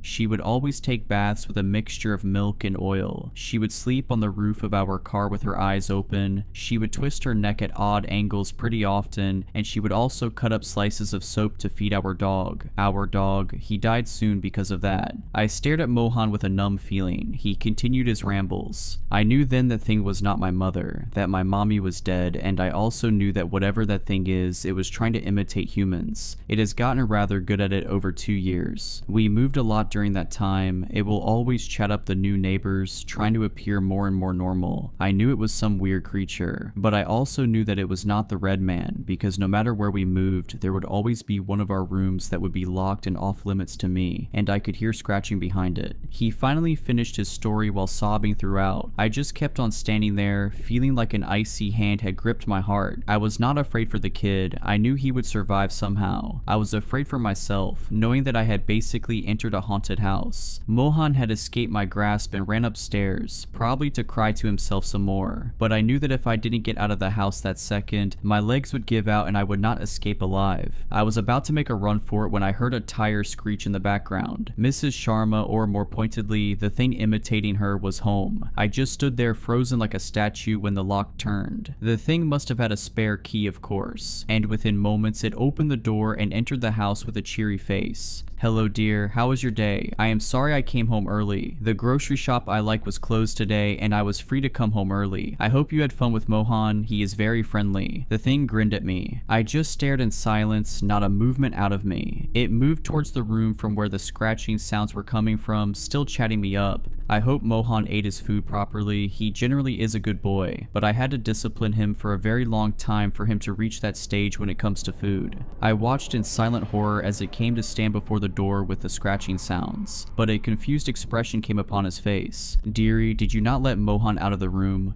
Huh? The inquisitive expression just escaped my mouth, the first prickle of curiosity coming over me. Without any warning, its hands turned the handle and opened the door. I screamed and tried to make a run for it, until I heard a bark from behind me. I just froze up on the spot, slowly turning my head around. I expected to see a grotesque red figure with a creepy smile coming at me with inhuman speed. Instead, a happy golden retriever ran up to me. I tried to collect my thoughts for a minute. I expected that this was all a show, and both the woman and dog would soon reveal their true paranormal forms. But nothing of that sort happened. The golden happily continued to hug me, and Mrs. Sharma watched with a worried look on her face. Did you not feed him, dearie? Mohan must be very hungry now. Mrs. Sharma replied, pointing to the dog. What are you talking about? Mohan is your son, isn't he? I refer to him as my son, but he is not my actual son, dearie. He is a dog. Why are you asking such a weird question? But were you confused all this time because you thought I had an actual son? I never had a child and I had never been married. I have only had one companion for 10 years. My beloved Mohan. Let me feed him now. He must be hungry. With that, she walked towards the kitchen. I just excused myself and ran to my home. I ambushed my mother as soon as I saw her. Did you know that Mohan was a dog? I angrily questioned my mother. Of course. Why are you asking such an idiotic question? Was that not clear enough the first time you saw him? Mohan being a dog was literally the first thing I wrote in my list, but you did not read it. My mother chided me. I was at a complete loss of words. If Mohan was a dog, then who the hell was the boy I talked to? Wanting more answers, I started narrating Mrs. Sharma's past actions to my mother. I told her about Mrs. Sharma's weird soap chopping and pedigree eating behaviors from earlier. I expected her to be shocked at this, but she only laughed. She was chopping the soap because I had asked her to do that silly. I had wanted to take those pieces of soap to keep them in our potted plants. I had read somewhere that they repel insects and wanted to check for myself. And as far as the pedigree eating is concerned, she did not eat it. She told me that she puts a few pieces in her mouth to encourage Mohan to eat it. She sometimes does it even when he is not there out of absent-mindedness. You may think it is weird, but the tactic has been quite effective so far. With that, my mother started walking towards the dining table, still speaking. You have really disappointed me this time. I expected you would take better care of Mohan. You are lucky Mrs. Sharma is a sweet lady. She would probably forgive you. Mrs. Sharma had even brought a gift for you for taking care of Mohan. My mother kept on ranting. My mother pointed towards a painting kept on the dining table, but as soon as I saw it, beads of sweat started collecting on my forehead and I felt like I would faint, because the painting consisted of a picture of the same boy I had talked to earlier that day, and on the bottom right corner, it was signed as the Red Man. Since then, I have tried to throw out the painting multiple times, but it keeps on showing up in weird places in my house. So all I am requesting you guys is that if you ever end up babysitting a kid talking about the Red Man, just call an exorcist. The trouble started when a really nice lady moved into the apartment across the hall. Mrs. Armstrong, she lets me and my mom call her Amanda because she likes us, is in her 70s and used to be a nurse. The day we met, she invited us over for chili con carne. My mom said Amanda was a dying breed and that very few people acted so neighborly anymore. As I wolfed the chili down, Amanda mentioned her planned trip to Amsterdam. Mom joked she should visit the sex museum to get some inspiration. Don't you mean torture museum? Amanda replied, laughing. I didn't really get the joke. After the meal, Amanda cleared our plates. I excused myself to use the bathroom but opened the wrong door. That's how I met Benji. Benji is a blonde Pomapoo, which is a type of dog. He chased me down the hall, growling and barking. Luckily, Mom zipped over in a flash. She used to train special dogs that helped blind people, which meant animals loved her. If she walked into a lion's den, the lions would probably roll over and ask her to scratch the soft fur on their bellies. As she petted Benji, I ate chocolate cake. Mom always said I should try being nice by asking people questions, so I asked Amanda about a picture on the wall, and her eyes went misty. I asked Mom if I did something wrong, but Amanda promised everything was okay. She said the picture was of her daughter who got sick and died a long time ago. Like Amanda, the girl was very pretty, except she had red hair, not white. Mom got choked up telling Amanda about my dizzy spells and migraines. Because I got brainstorm clouds every few weeks, I couldn't move out after I finished school, but Mom explained how I always help with the bills. A nice man called Mr. McCann owns a hotel nearby, and he lets me work in its restaurant sometimes. Mr. McCann doesn't have a problem with me taking time off whenever I'm sick. I'll admit I'm very lucky to have Mom. She always helps nurse me back to health. After Amanda told us about her daughter, she stayed quiet for a while. To make her feel better, I said, "Don't be sad. I can tell from how much Benji loves you, your daughter was lucky to have you as a mother." After that, Amanda gave me an extra piece of cake. "Oh, one more thing," she said as she walked us to the door. "Please don't mention Benji to anybody." The landlord, Mr. White, was friendly, but he didn't like animals. Mom promised her secret would be safe with us, and then back home she said, "That was a nice thing you said back there." Sometimes Mr. White lived in the apartment below ours. He worked as a doctor but owned a bigger house in the country, so he only stayed there whenever he got too tired to drive home. Mom said this was good because having somebody stomp around downstairs would make my migraines worse. worse. Mr. White also let us pay our rent late if we didn't have much money that month. In January, Mr. White died of a heart attack. This made me sad because he always left us treats and a nice card on Christmas. Mom told me his son, a man also called Mr. White, inherited the property and that she hoped nothing would change. The day the moving vans appeared, Mom and Amanda looked nervous. Knew Mr. White planned on living downstairs all the time. This meant Amanda needed to keep Benji inside and only take him for walks when she knew the coast was clear. I said knew Mr. White might have liked animals more than his dad, but Mom said sometimes it's better to keep your mouth shut about these things. To reach our apartment, you needed to go through the main hall and up a set of stairs beside Mr. White's door, and the day after he moved in, he came out just as me and Mom arrived with our shopping bags. He kept asking Mom if she had a husband. Then he pointed at me and said, "What's his problem?" "He doesn't have a effing problem," Mom shouted, her face all red. Then she dragged me upstairs. I said Mr. White must be super friendly because friendly people ask people questions, but she said he didn't have friendship on his mind. I asked why Mr. White thought I had a problem, and she grabbed my hands and said, "There's nothing wrong with you, Danny." She explained because I was sick for most of my childhood, I never got to spend time with the other kids, which meant I still had lots to learn about communication. Mr. White started cornering Mom at the stairs a lot. She said he must have been listening for her. She started tiptoeing. This worked for a while, but then he started knocking on our door. He'd say things like, "Is the water pressure okay?" or "Did everybody's internet drop or just mine?" One afternoon I heard a commotion from my bedroom and went down the hall. Our apartment door opened onto the lounge. Standing there, Mr. White said, "You're busy watching him again? What's the matter with that boy anyway?" "Danny's very sick." "What, can't you let him off the leash for one night?" "I'm sorry." So he'd old enough to grow a mustache but can't wipe his own butt. After Mom slammed the door, we made eye contact. She asked how much I heard. I said everything. I could tell by her tone she was upset, so I gave her a big hug. I told her if Mr. White made her cry again, I'd beat him up, and that made her smile. Then I said I'd tear his stomach open and rip his innards out, and she told me I'd gone too far. A few days later, I got startled awake by somebody pounding the door. My brain clouds meant it was hard to follow what happened, but Mr. White kept screaming the word dog over and over. In the morning, Mom wouldn't tell me about their argument, but Amanda came over with a bottle of wine like the kind they serve at the hotel. Mom told me to go to my room, but I hid in the hall instead. Mr. White was annoyed about the yappy F word running around our apartment. He said he heard a dog's toenails click across the floor, which would be his roof. Amanda heard this and knew he meant Benji, but was terrified what would happen if Mr. White found out. "Benji's all I've got," she said through tears. Mom hugged her and told her not to worry. Mr. White started causing lots of trouble. Mom said she always smelled alcohol on his breath, and when people had too much alcohol at the hotel, that's when the doormen kicked them out. One night, I woke up to Mom screaming, "Do you see a doggy bowl anywhere around her, or how about a leash?" Blood was thumping in my ears and their loud voices were so painful. I squeezed my eyes shut and silently counted to 10, making my mind blank until my head stopped hurting. In the morning, Amanda brought us cookies. "I don't understand how he can still hear Benji," she said. "I've soundproofed the apartment." She offered to help with our rent, but Mom said no. She said Mr. White was probably just making excuses to be angry because she wouldn't F word him. Later, she explained to me we needed to stay on our best behavior because that B word would have used any reason to evict us.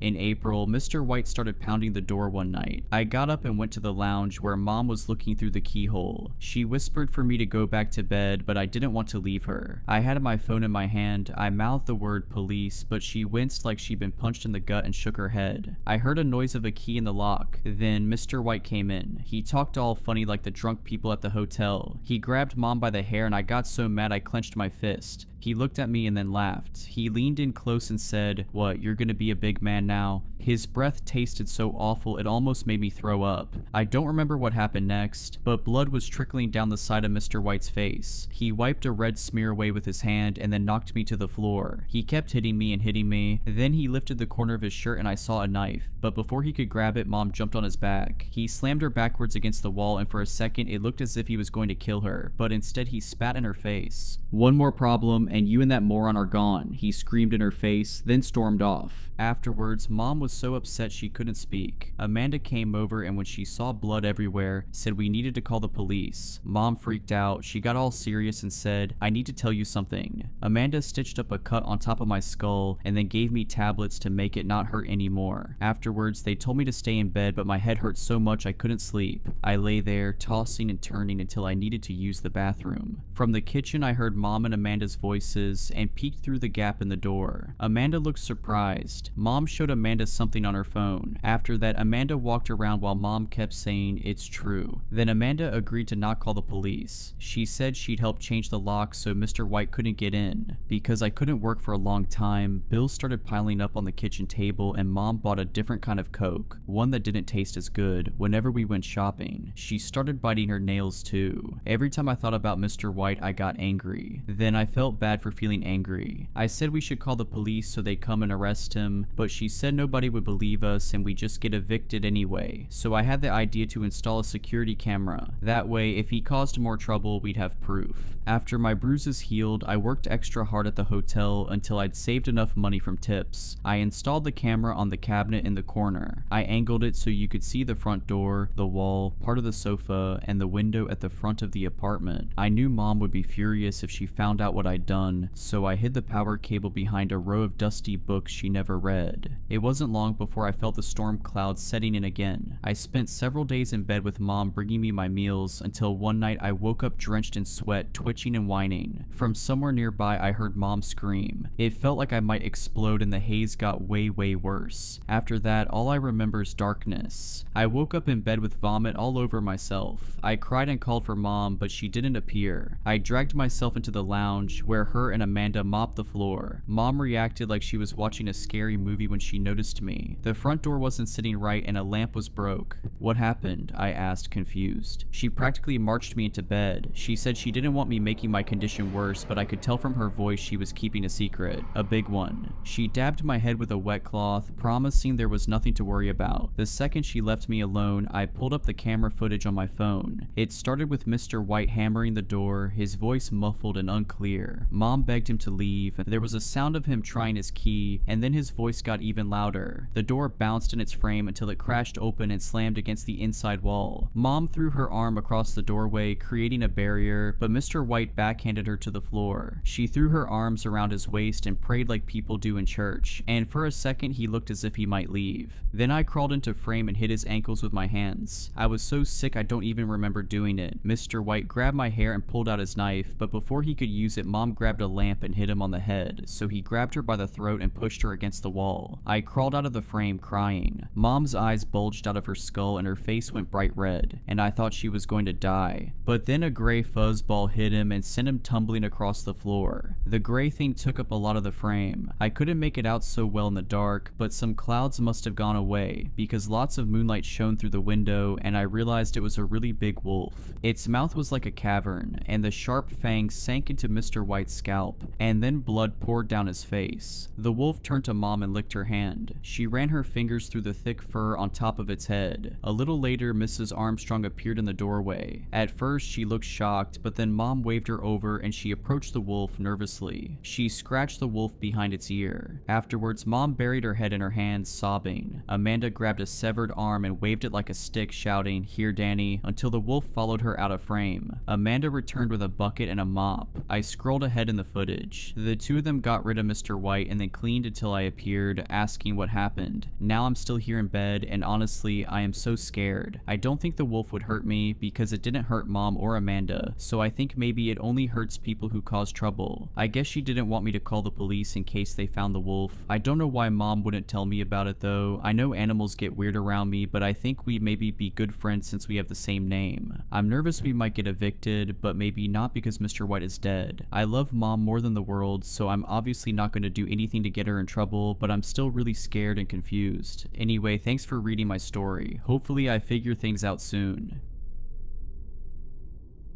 You may think you know the space agency, but you don't. NASA is not the sum of its publicly presented parts. I'm not simply talking about classified research and development. I'm talking about the dozens of space programs veiled from prying eyes, programs hidden even from many folk within the company. And when I was finally offered the privilege of peering behind the curtain, I found myself at the eye of an unprecedented storm, a disaster beyond the bounds of earthly horror, the GE-1 mission. Since the climax of the space race, a consensus has grown, a prevailing belief that NASA has abandoned the final frontier. It is, however, an absurd notion that the brightest minds of this agency no longer care about space's mysteries. The truth is that our best scientists decided decades ago to shield humanity from the hellish things we uncovered, things lying in the pits of space that no light reaches. NASA projects featured in the media have low stakes. Even the International Space Station sits at the foot of this organization's priorities. Significant expeditions are classified. The ones intended to catapult humanity towards the stars, for instance. The ones using spacecraft beyond what the average person deems possible with human technology. We are capable of things that would leave you awestruck. We are capable of things that would leave you cold. The GE-1 spacecraft launched on Wednesday, 25th January 2023. It sailed beyond our solar system, pursuing a slow signal that was coursing through the outer reaches of the Milky Way. Not an intelligible transmission, but a frequency that intrigued us nonetheless. A frequency named 784A. Hysteria swept the company on the date of the signal's first interception, Saturday, 29th October 2022. Given 784 A's ever-moving source, the frequency sparked feverish intrigue. Regarding the nature of the mysterious moving signal, there seemed to be a different hypothesis from every NASA employee with clearance. It was truly an exhilarating time, and things reached a fever pitch when the GE-1 craft launched a few months later. Employees weren't eating or sleeping. They spent their waking hours sharing ideas about the mysterious transmission from space, a circuit board of explanations that finally overloaded on Thursday, 2nd February 2023, the day on which the GE-1 stopped responding to NASA. 1 week later, on Thursday, 9th February, the signal from the spacecraft returned. Commander Irwin, this is Mission Control. Dr. Parker, the head of the project, announced. Mission Control to GE-1. Do you copy? Roger, Mission Control. Commander Tim Irwin responded. We've been trying to reach you.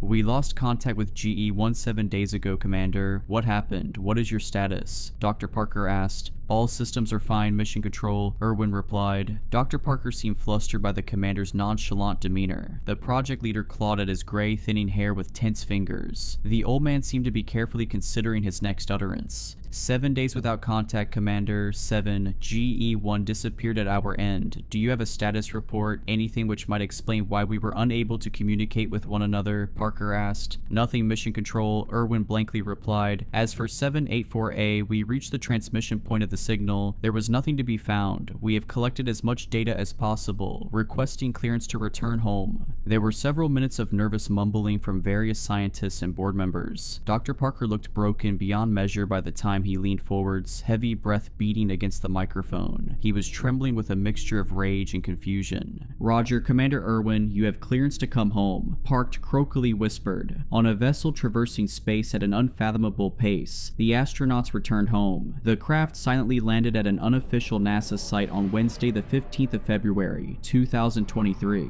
The GE-1 crew emerged, greeted by a small, applauding crowd. Tim Irwin, Gianna Danes, and Matthias Olsen. Those were the 3 astronauts who supposedly emerged from the spacecraft. And at first, we had no reason to believe anything else. We recognized the 3 faces, the 3 voices, the 3 brilliant minds. However, it did not take long for slight oddities to slip through the cracks. I overheard something perplexing whilst Tim Irwin spoke to his wife, Melissa Irwin, in the break room. I love you, Melody, the astronaut said. Melissa frowned, smiling awkwardly. Melody? Who is Melody? I didn't intend to eavesdrop. I'd been helping myself to a drink. Still, I slowed down when I heard that. Melissa was clearly teasing her exhausted husband, but there was a slight tinge of uncertainty in her voice. And I'll admit that I was a little too nosy. I pretended to weigh up 2 different drinks before I made my way out of the room. As a result, I managed to catch the tail end of the commander's strange fumble. Irwin cleared his throat. I'm sorry, honey,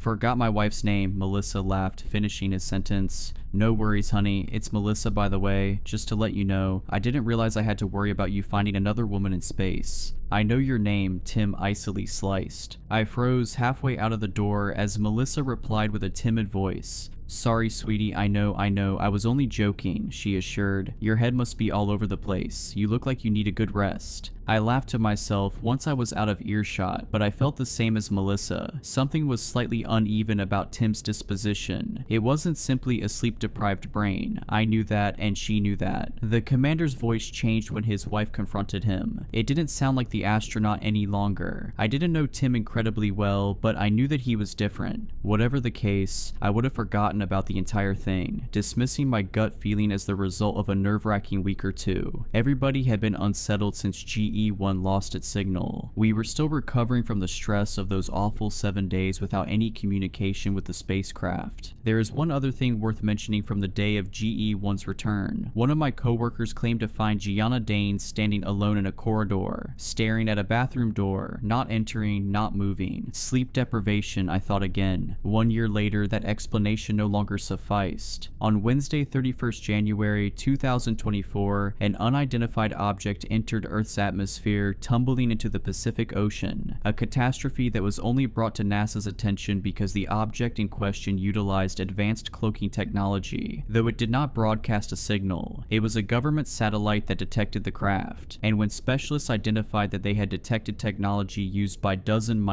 our primary government contractor, NASA immediately sent a recovery team to the ocean site. That was as much as I knew until Dr. Parker knocked on my door. I'd appreciate your input, he said. Pardon, I replied, fearing for a moment that I'd have to join the exploration team. You're one of only 24 people who were involved with the GE-1 project, Parker explained as if that were enough information. I don't understand. That project ended a year ago, I said. Dr. Parker's brow furrowed. Please come with me, Dr. Odell. And then, after following the man to the control room, I learned something which my brain, usually eager to embrace the unknown, wanted so desperately to unlearn. On the ocean floor, thousands of feet below the water's surface, NASA found the GE-1 spacecraft. What? I gasped. We don't know, Dr. Parker replied. I need your help though. Why? I weakly asked. I don't understand any of this. The GE-1 is sitting in a hangar, isn't it?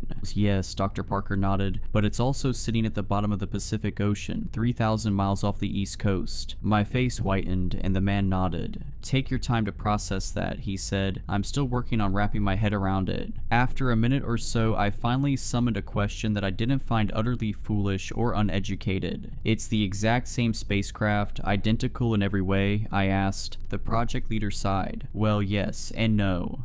Why am I here, Dr. Parker? I asked. The recovery team has not explored the craft yet, the man replied, but we have conducted a preliminary exploration with an unmanned vessel, UV-7. Movement was detected within the craft. Christ, I gasped, and Parker continued. It's unsettling. The room is divided. Some specialists think a living organism might be down there, but others think it may have been a dislodged piece of equipment. The UV-7 didn't transmit any biological information. Anyway, that's why I wanted to bring you into the room. You're one of this organization's leading biologists, after all. I scoffed. I specialize in cell and molecular biology. This is... well, what is this? What have we even found here? Shade. Nothing, Parker said. That's my verdict, but Dr. Long disagrees. I mentioned your name to them, and I'm hoping you'll help me. How? I asked. By proving what the UV-7 has already told us, he answered. Whatever moved down there, it wasn't living. It wasn't organic in nature unless a fish happened to... No, it couldn't have been. As I said, the UV-7 would have detected a biological signal. I agreed to offer my opinion. I shouldn't have done so, but I did. It would have been easy to ask Dr. Parker to choose someone else. Give someone else clearance. I wasn't exactly emotionally invested in the GE-1 program. It had been a year since the astronauts supposedly returned, and we'd found nothing at the source of the 784A frequency. Since then, I'd moved on to bigger and better things. Of course, everything changed when Parker revealed that an identical version of the GE-1 spacecraft existed at the bottom of the ocean. It was a discovery far beyond anything I'd experienced during 13 years at NASA. I needed an answer to the unknown. 2 hours later, with no more than 20 people in the control room, we watched live footage of the submarine's dive towards the GE-1 crash site. The mission was a joint venture between NASA and a privately contracted company, with all participating crew members legally bound to an NDA. After all, they were about to explore a spacecraft which, in the public realm, did not exist. After the initial flurry of breathtaking aquatic species, it took another 2 torturous hours for the video feed to display anything other than blackness. The vessel descended into the depths of the ocean, the part that light didn't reach. I thought about its similarity to space. I found it ridiculous to think about the fact that we have ignored a frontier on our own planet before exploring the one beyond it. So much of the ocean remains unexplored. Eventually, the contractors found the wreckage, and 2 divers, each fitted with a camera, left the submarine to explore the vessel. When they rounded the battered nose of the spacecraft, mission control fell silent. We all saw it at the same time. The bold letters printed on the crumpled wreckage of the sunken craft, which was half buried in the black seabed: GE-1. Hearing about the discovery was one thing. Seeing it on a gargantuan screen was something else. Dr. Parker was no liar. I knew that, but I still didn't believe him until I saw the footage for myself. Breaching the airlock now, the lead diver, Barton, announced. Disturbed water swirled into a stream of bubbles, clouding the lens of Barton's camera as he used a piece of specialized drilling equipment. It was a long and arduous process, during which Mission Control only had a limited view of the spectacle through the camera of Lee, the second diver. "That'll do it," Barton's colleague said. The bubbles started to disperse as the drill ceased, and we watched the 2 explorers break the airlock's mechanism before pulling the hatch towards them. They revealed a void within the opening, and the lights on their headsets did very little to illuminate the innards of the craft. I sensed that the 2 men were apprehensive about entering the wreckage. They likely knew very little about NASA's GE-1 program. That, in the end, was for the best. We all longed for that privilege. Entering the vehicle, Barton uneasily said. The lead diver swam through the opening, followed a couple of seconds later by Lee, who may well have been on the verge of turning and retreating to the submarine. The split screen revealed 2 pieces of footage, barely different in perspective, 2 views of the same bleak, water-filled tunnel, the entrance to a vessel that had once traversed space, only to meet its end in a watery grave. "Are we broadcasting clear footage?" Lee asked. "Yes," Dr. Parker responded. "If you follow the main hallway, you'll reach GE-1's flight deck." "Not seeing any obstructions," Barton said. "Should be manageable." The pair continued to swim through the hallway of the craft, which, as Barton had noted, was remarkably intact. None of the carnage and chaos we'd expected to find. Then again, we shouldn't have been surprised. There were minimal tears in the exterior of the craft. Given the level of investment placed into developing a vessel far beyond mankind's perceived capabilities, it seemed plausible that the craft had mostly survived both a dangerous re-entry and a high-speed collision with the water.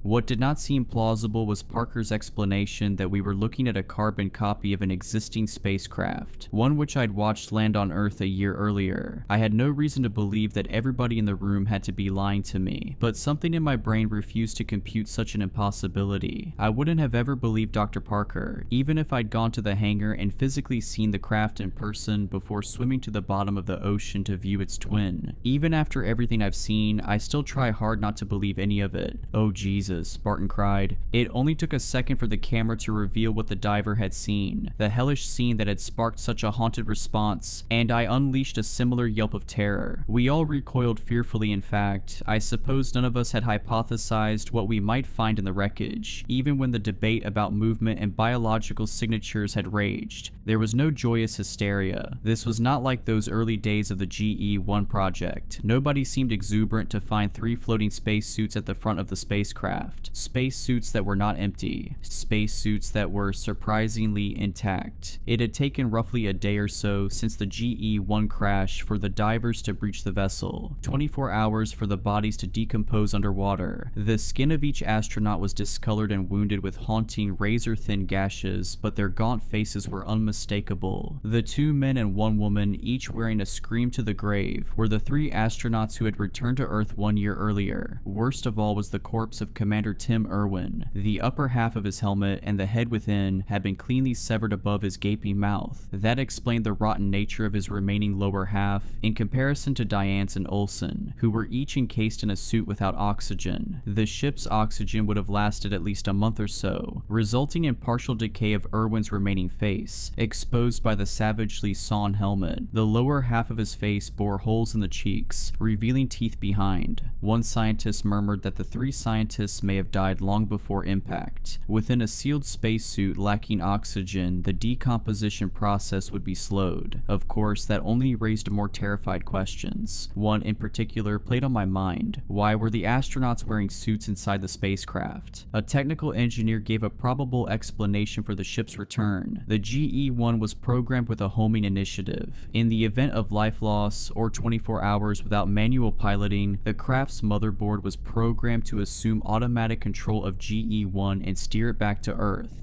The re-entry might have failed because the ship was damaged. That might also explain why we didn't receive a signal from its transmitter. Honestly, it's a miracle that the GE-1 made it back to Earth at all, the engineer said. We'll know more when we look at the ship's log, another engineer added. Dr. Parker sighed. Barton, we have to get out of here, Lee yelled, shouting over Dr. Parker. I didn't sign up for this. Look, we did the dive. You've seen what you needed to see. I understand that this is a terrible situation, Parker continued. You were, however, briefed. You signed a contract, Mr. Lee. The nature of the expedition was made clear to you, and we don't have all of the information that we need. We need you to recover as much of the ship's data as possible. Do you have the drive?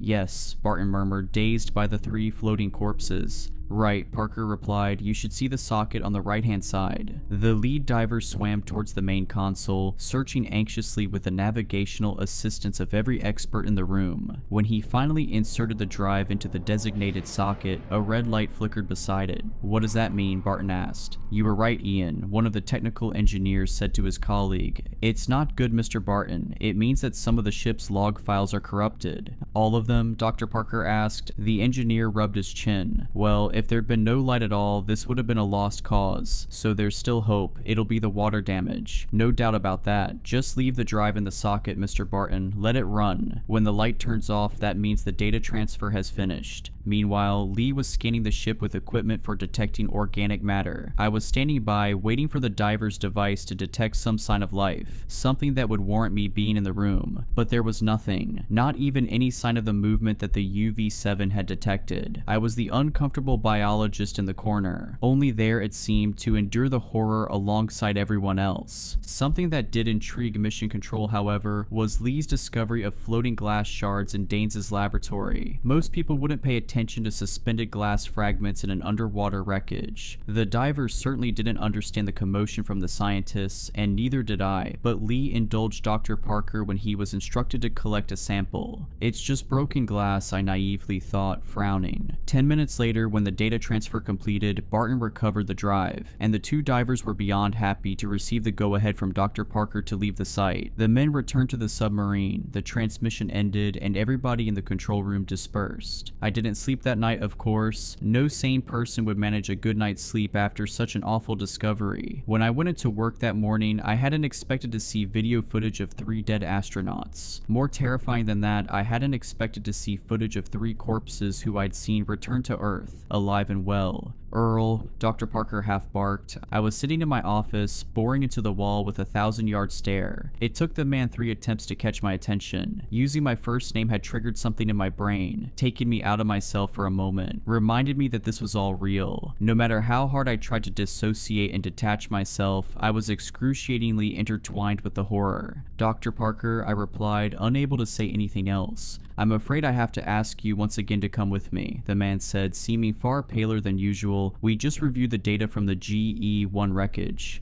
What did you find? I whispered, voice breaking. Parker sighed. If you come to my office, you'll see. I really need your opinion. That seemed like a lie to me. Dr. Parker had been talking about the importance of my opinion as a biologist since the start of the GE-1 program. In the end, I'd simply been a limp, lifeless limb. Hardly even a backup appendage. Just some excess fat that somebody had forgotten to trim. As it would transpire, however, Dr. Parker had finally found something that required my input. Out of 102 audio files on the drive, only 2 were uncorrupted, 2 recordings from Commander Tim Irwin. Within those recordings, Dr. Parker heard something he didn't understand, heard many things he didn't understand. Unfortunately, I scarcely understood the recordings either. What little I did understand, however, horrified me, and I saw that coming. It was foreshadowed by the project leader, by his haunted eyes. The board need to know whether they found something alien in nature, Dr. Odell. I still don't think it's not organic. I don't believe that. They won't listen to me, Dr. Parker said, but they'll listen to you. I could tell that the man no longer believed his own words. He wanted me to prove him wrong. File 86. This is Commander Tim Irwin. I am recording this message at 1440 on Thursday, 2nd February 2023, Greenwich Mean Time. Since 12:15 today, we have been unable to contact Mission Control. Olsen has not pinpointed any malfunction, so we hope that all remains well back home. The three of us are contemplating the possibility that the issue with our broadcasting signal stems from what we have discovered, the source of the 784A frequency. We found it, and given what we have experienced over the past 2 hours, I believe it to be vital for me to record our findings in the absence of any communication with Dr. Parker. At roughly 12:35, shortly after losing contact with home, we finally saw a physical manifestation of the frequency that we've been hunting for 8 days. We were starting to think there would be nothing there. We'd been eyeing blackness for hours, believing that the transmission had no visible source. It was when we neared a mile or less from the signal source that we finally saw something tangible. I'm still struggling to describe our discovery.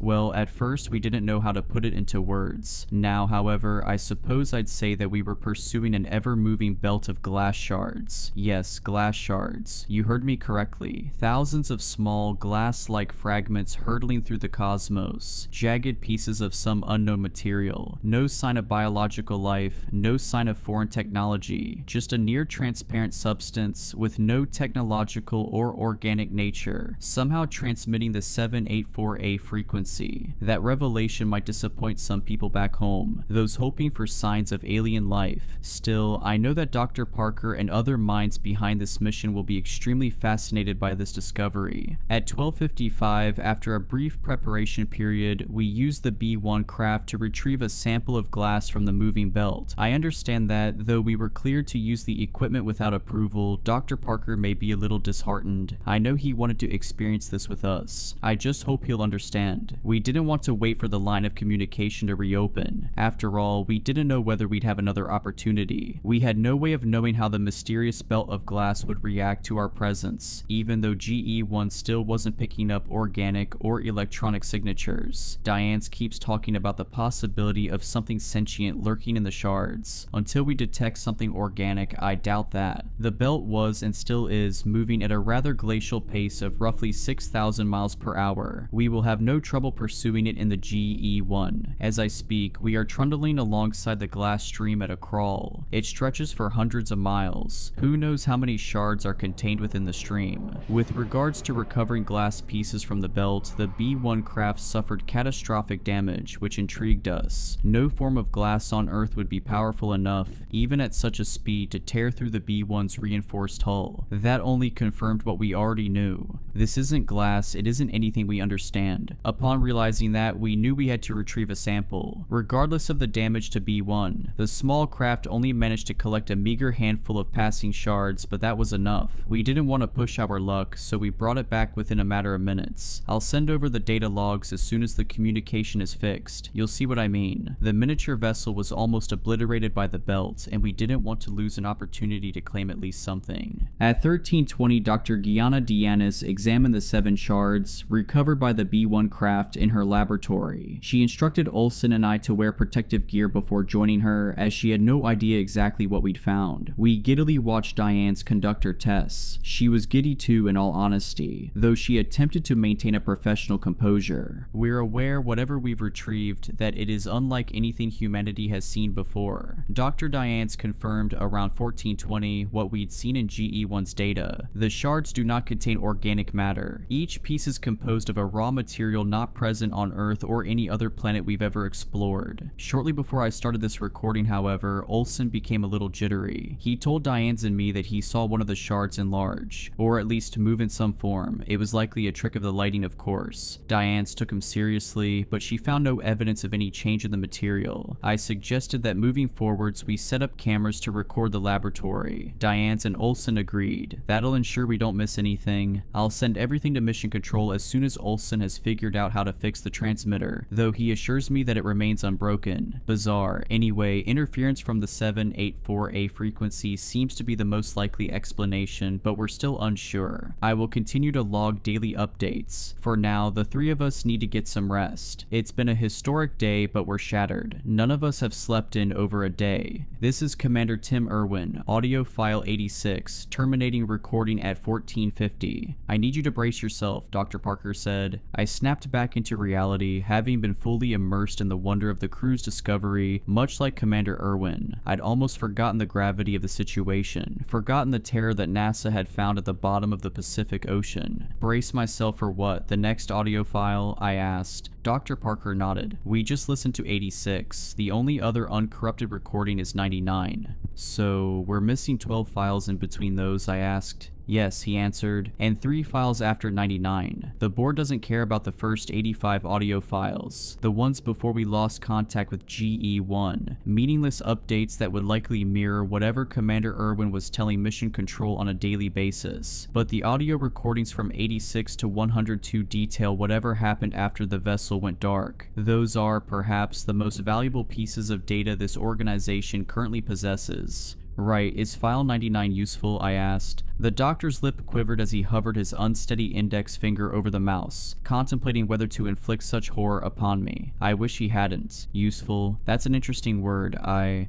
don't know, Dr. Odell. It tells one horrifying part of a story we don't understand, Parker croaked before clicking. File 99. This is Irwin. 99. File 99. Since the last few recordings, it's all over, and things were already terrible. This must be my 5th recording today. I'm sorry. Sorry for the backlog of files for you two. Oh, who cares? Why am I apologizing to anyone? Nobody's there. Nobody will ever be there. I'll be lost to space and, well, I hope somebody hears it. There's the protocol after all. The return protocol. I'm no engineer, but I remember Olsen talking about it. If GE-1 makes it back to Earth, I hope these recordings make sense to you. Whoever's listening, none of this makes sense to me. And it's even worse now Diane's is gone. She died at, I don't know, 2210 perhaps. It's Tuesday, 7th February, 2240. I'm the only surviving member of the GE-1 crew. You know how it happened. I just want her family to know that I tried to save her. Oh god. This all started with a reckless endeavor. We should have turned around when we saw the vessel outside the window. It's still there. I'm looking at it now. GE-1, an identical version of our spacecraft, eyeballing me from the belt, impervious to the racing current of glass. You know what? I'd like to amend my statement. We should have turned around as soon as we lost contact with Mission Control. This was written on the wall. Everything about the belt was wrong. We knew it, but we were drooling from our mouths like apes. Olsen's idea was smart. It was smart. It just wasn't enough. We should have thought about B1, thought about how the glass tore through it. Olsen promised, however, that this would be different. The belt was moving so quickly after all. He said the shards weren't as dangerous outside of the belt. We wanted to believe him. Maybe I still want to believe him. After all, I'm wearing my suit, even though I know it didn't save him. And it didn't save Diane's either. I spent most of the day trying to stop the bleeding, but it was awful. You heard it. You don't need me to tell you. I still hear her words, ringing in my ears. The things she described, the way it cut into her skin and then disappeared. The glass disappeared after hacking her face to pieces. It was so methodical and quick. So eerily quick, but not in a merciful way. Her dying scream will never leave my mind. Neither will the sight of that sharp shard, unbound by the laws of physics, slicing her face with clean, swift motions. A weapon wielded by an unseen force. I've locked the lab. That won't be enough, will it? It wasn't enough to stop. Oh, there it goes. That's why I wanted to record this. I keep seeing something in the copied version of the GE-1 spacecraft, gliding 100 yards away from the real one. I keep seeing movement behind the windows. Oh God, God, God, God, God. No, there's no God, not in the... I see them so clearly now, but they're dead. Olsen and Diane's are dead. Their bodies are still sitting in the control room. I'm looking at them and they're across the way, surveying me from the flight deck of the copied craft. What is happening? What is this? I don't, they won't stop looking at me. They won't stop, and I want to turn around. I want to stop following the belt. I've wanted to abandon the mission for days, but Diane's made a good point. After Olsen passed, she said that we shouldn't head back with the shards on board. ignored. We were just too frightened to go near the glass after he died. Without Diane's, I don't see myself solving this. I just have to soldier onwards, keep tracking things, keep moving. I'll record an update tomorrow, but I won't abandon this mission. Not until I talk to somebody from Mission Control. Whatever material we found, I don't think I should come home unless I get rid of it. So wait, do you hear that? That's what I heard before. When it happened to Diane's, when the glass moved, changed into something, I don't know. It looked like liquid, like a thin trail of water with a slight sheen. It crawled across the walls before climbing her suit and somehow slithering beneath the visor. I don't know how it entered, and then it started solidifying. She was running around, screaming, wrestling with her own helmet. Give me a second, I need to check the lab. Yes, there are fewer pieces of glass. That's the other thing. 4. There are only 4 shards. We collected 7 from the belt. There were definitely 7. Then 6 after the mirrored version of the GE-1 craft appeared outside the window. 5 after we found Olsen's body in the airlock. 4 after it took Diane's... Wait, there were 4 after Diane's died. At 22:10, it's 22:43, and I only see 3 shards in there, sitting on her desk, but the door's locked, there's no sign of exit. Where did the 4th one go? Where did it go? I don't know how much longer I'll be able to wait. I want to come home more than anything. See Melissa, see the little ones, but that's exactly why I won't come back. It would be selfish. It wouldn't be right to let them live on an Earth with the risk of these shards. Stop looking at me. Both of you, stop it. What are you? You're not them. They're dead. I'm sorry. I'm so sorry for recording all of this. It would have been better not to know, wouldn't it? It would have been better not to know. Commander Tim Irwin, audio file 99, terminating recording at 22:45. After the audio ended, Dr. Parker and I sat quietly, not silently. I could hear my own heartbeat in the quaking canals of my ears. I could hear the project leader hyperventilating, failing to hide a fearful murmur that sounded at the back of his throat. He'd already heard the 2 files, of course. I had no idea how he'd managed to maintain any semblance of professionalism. He knew what was coming, he knew what I was about to hear, but he said nothing, did nothing. I was crumbling from the haunting revelations in the last surviving recording of Commander Irwin. I hated Dr. Parker for involving me in the GE-1 program. Think about what we saw, the man eventually whispered. I looked at him without uttering a word, giving the scientist time to continue. Think about the body of Tim Irwin, Parker explained. What remained of it? I need, more than anything in the world, to hear File 102, the commander's final recording on Friday the 17th of February 2023. That was after the GE-1 landed, I said. He shuddered. It wasn't the GE-1, Dr. Odell. You know that now. I'm thinking about the shards recovered from the wreckage. What happened to those? I asked, gripped by a fresh wave of terror. Dr. Parker lowered his head. Scientists are examining the fragments. Dr. Zeeland's team. Now you've listened to the audio files, I'd like you to lend your expertise in his laboratory. Right, well, I've remembered something else, I said. The video footage from the dive. Do you remember seeing the glass in GE-1's laboratory? I've hardly thought of anything else, he replied. Commander Irwin said in the final uncorrupted recording that only 3 shards remained, but there were more than 3 shards in that water. I quivered. Parker frowned. I don't know what to say to that, Earl. The shards could have shattered during the crash, split into numerous smaller fragments. I didn't believe that, not from the description the commander had given. These were sturdy, unnatural things which could change shape and state, not things that would shatter. Anyway, Dr. Odell, the scientist muttered, clearing his throat. Before we go to Zeeland's lab, I'd like to ask for your opinion. GE-1 found no evidence of organic matter in the belt. Dr. Gianna Dianes found no evidence of organic matter in the shard samples. Given the commander's description in File 99, however, do you think that the ship's data log may have been wrong? Do you think Dr. Dianes may have been wrong? I sighed. There isn't enough evidence for me to give a definite answer to that question, Dr. Parker, not until I see the shards for myself. I regretted saying that. I didn't want to see the shards. I wanted to run away, wash my hands of the whole thing. File 99 had filled me with a bottomless dread that I didn't realize the human body could experience. It haunted me. The thought of an unfeeling thing stealing one's form and then shredding that same person to pieces. The commander was right. It would be the worst thing imaginable for the substance to make its way back to Earth, but it was all over when the glass mimicked the spacecraft. The shards have already been here for a year. "You're too late," Dr. Zealand said. That line snapped my mind into action. I had zoned out of the earlier conversation with the scientist, still trying desperately to process the horror of the past few days. It was nearly impossible to process something far beyond our world, something the human mind has not evolved to process. Dr. Parker scoffed. Dr. Odell needs to...